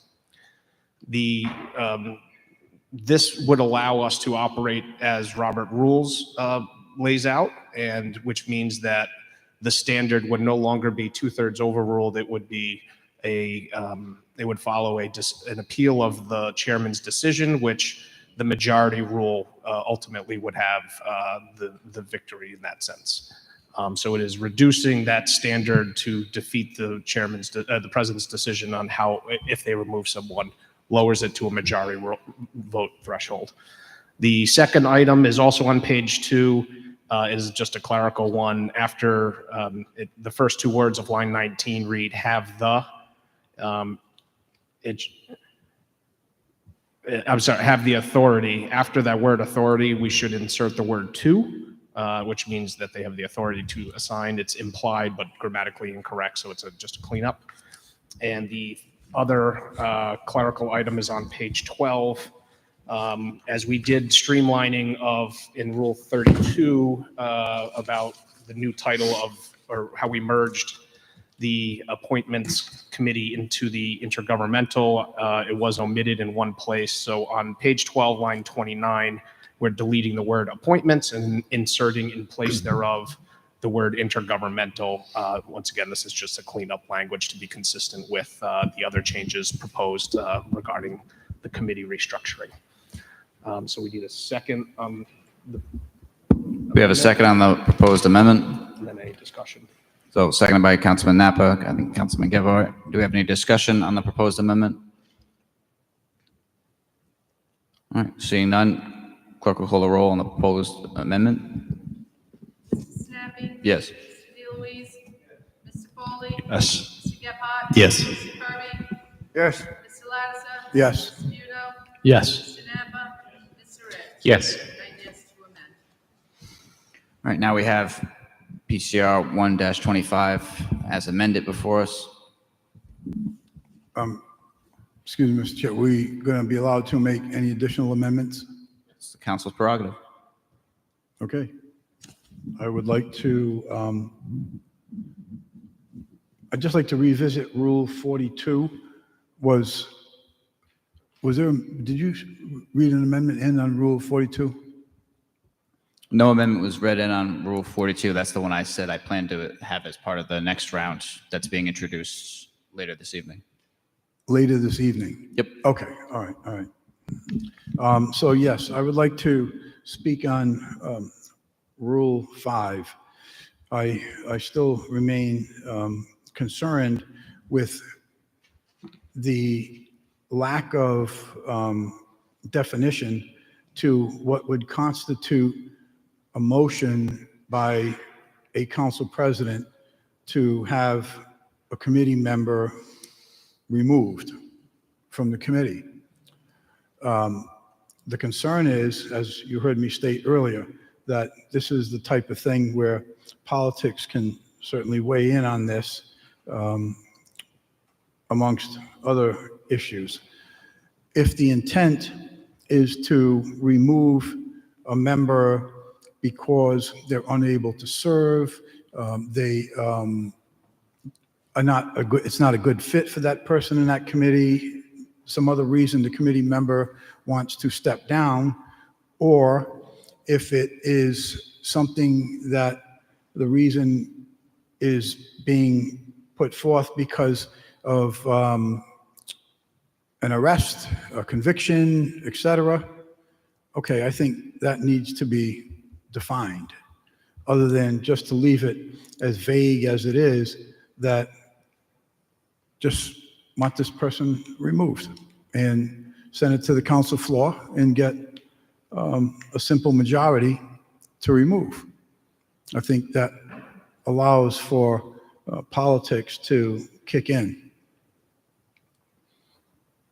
So I guess the proposed language could be, and I'm certainly open for recommendations, at the end of where it says during the council term, as requested by an individual council member, may be overruled by 2/3 vote of the council.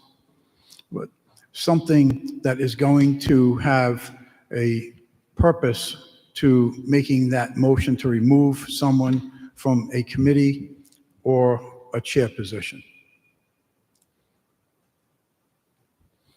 So, Councilman Lattiser, that sentence no longer exists in the amended PCR before you. Changes to committee membership during the council term may be overruled by 2/3 vote of the council was stricken as part of the amendment. So then that is gone altogether. Correct. Now, instead, it defaults to Robert's rules, which would be, if this was done, it could be appealed under our rules already, and it would be a majority vote to overturn the chair's decision. But it's still, essentially, it's the same thing. The chair could make a motion to this council to remove someone from a committee position or a chair position without any reason, and a simple majority vote would have that person removed. And there's, for no reason. So For no reason provided. Sorry. So, Councilman Lattiser, the majority vote would prevent the removal.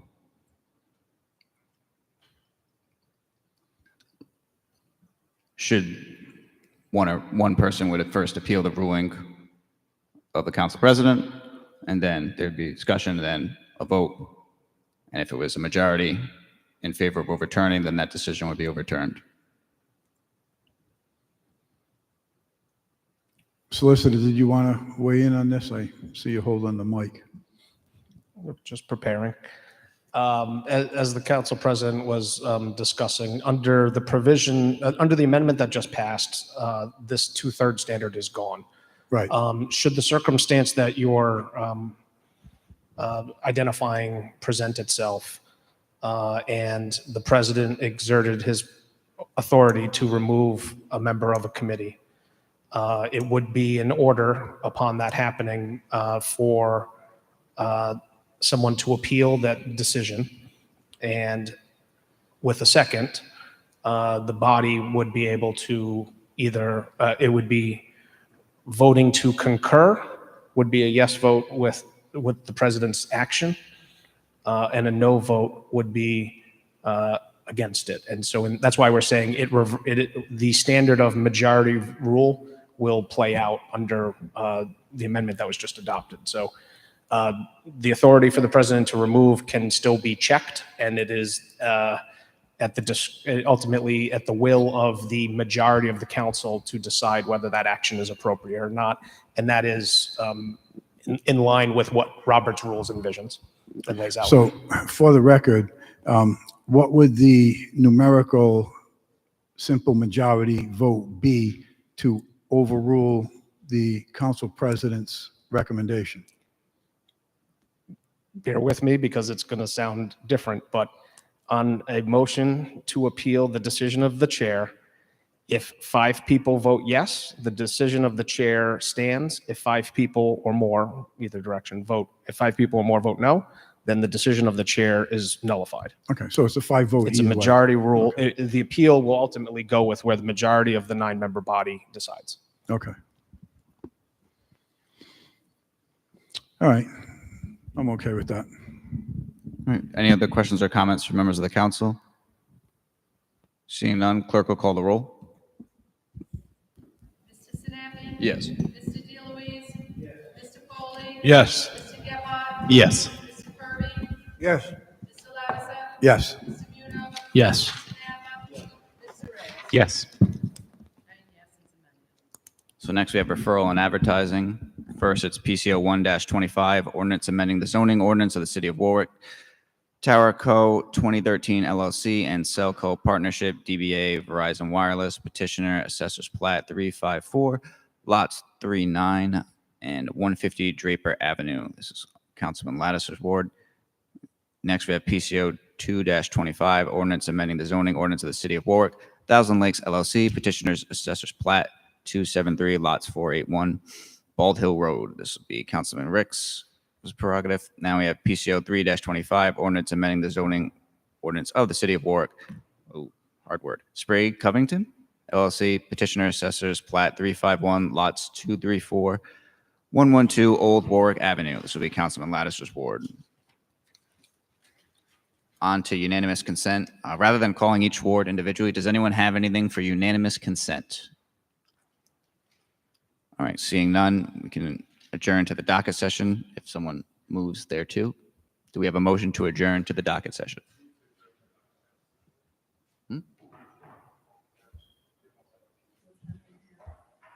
Seeing no more business in front of this honorable body, I move to a docket session. All in favor? All opposed? So now docket session. Start with me or Ward 1? All right, anyone have anything to docket? We can start with Ward 1. Ward 2. 2 items. Each of these, I would suggest the Community Affairs Committee. First item is a resolution recognizing February as Black History Month.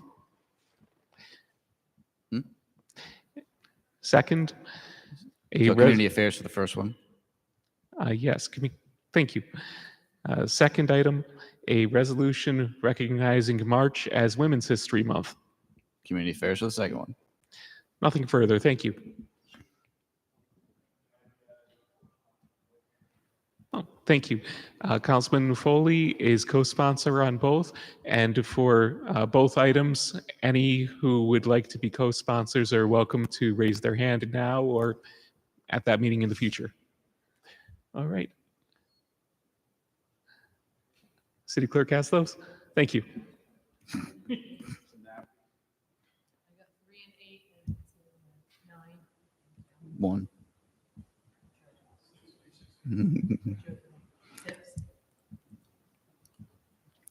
Ward 3.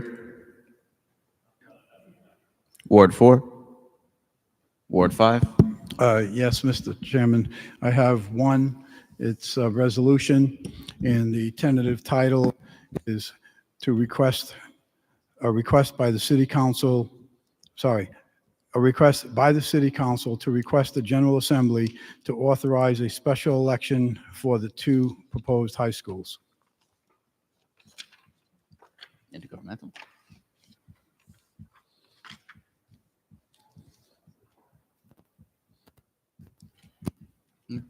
Okay.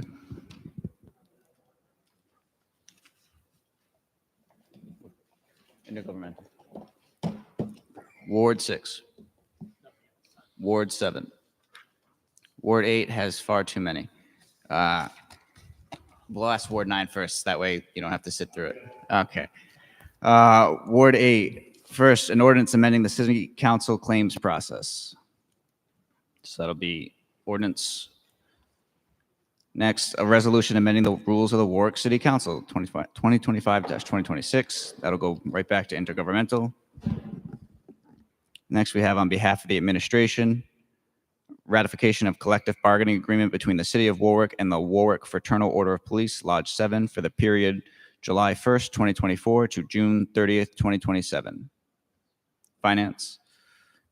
Next, again, on behalf of the administration, ratification of collective bargaining agreement between the City of Warwick and Rhode Island Council 94 AFSCME, your acronym is too long, AFL-CIO Local 1651 for the period of July 1st, 2024 to June 30th, 2027.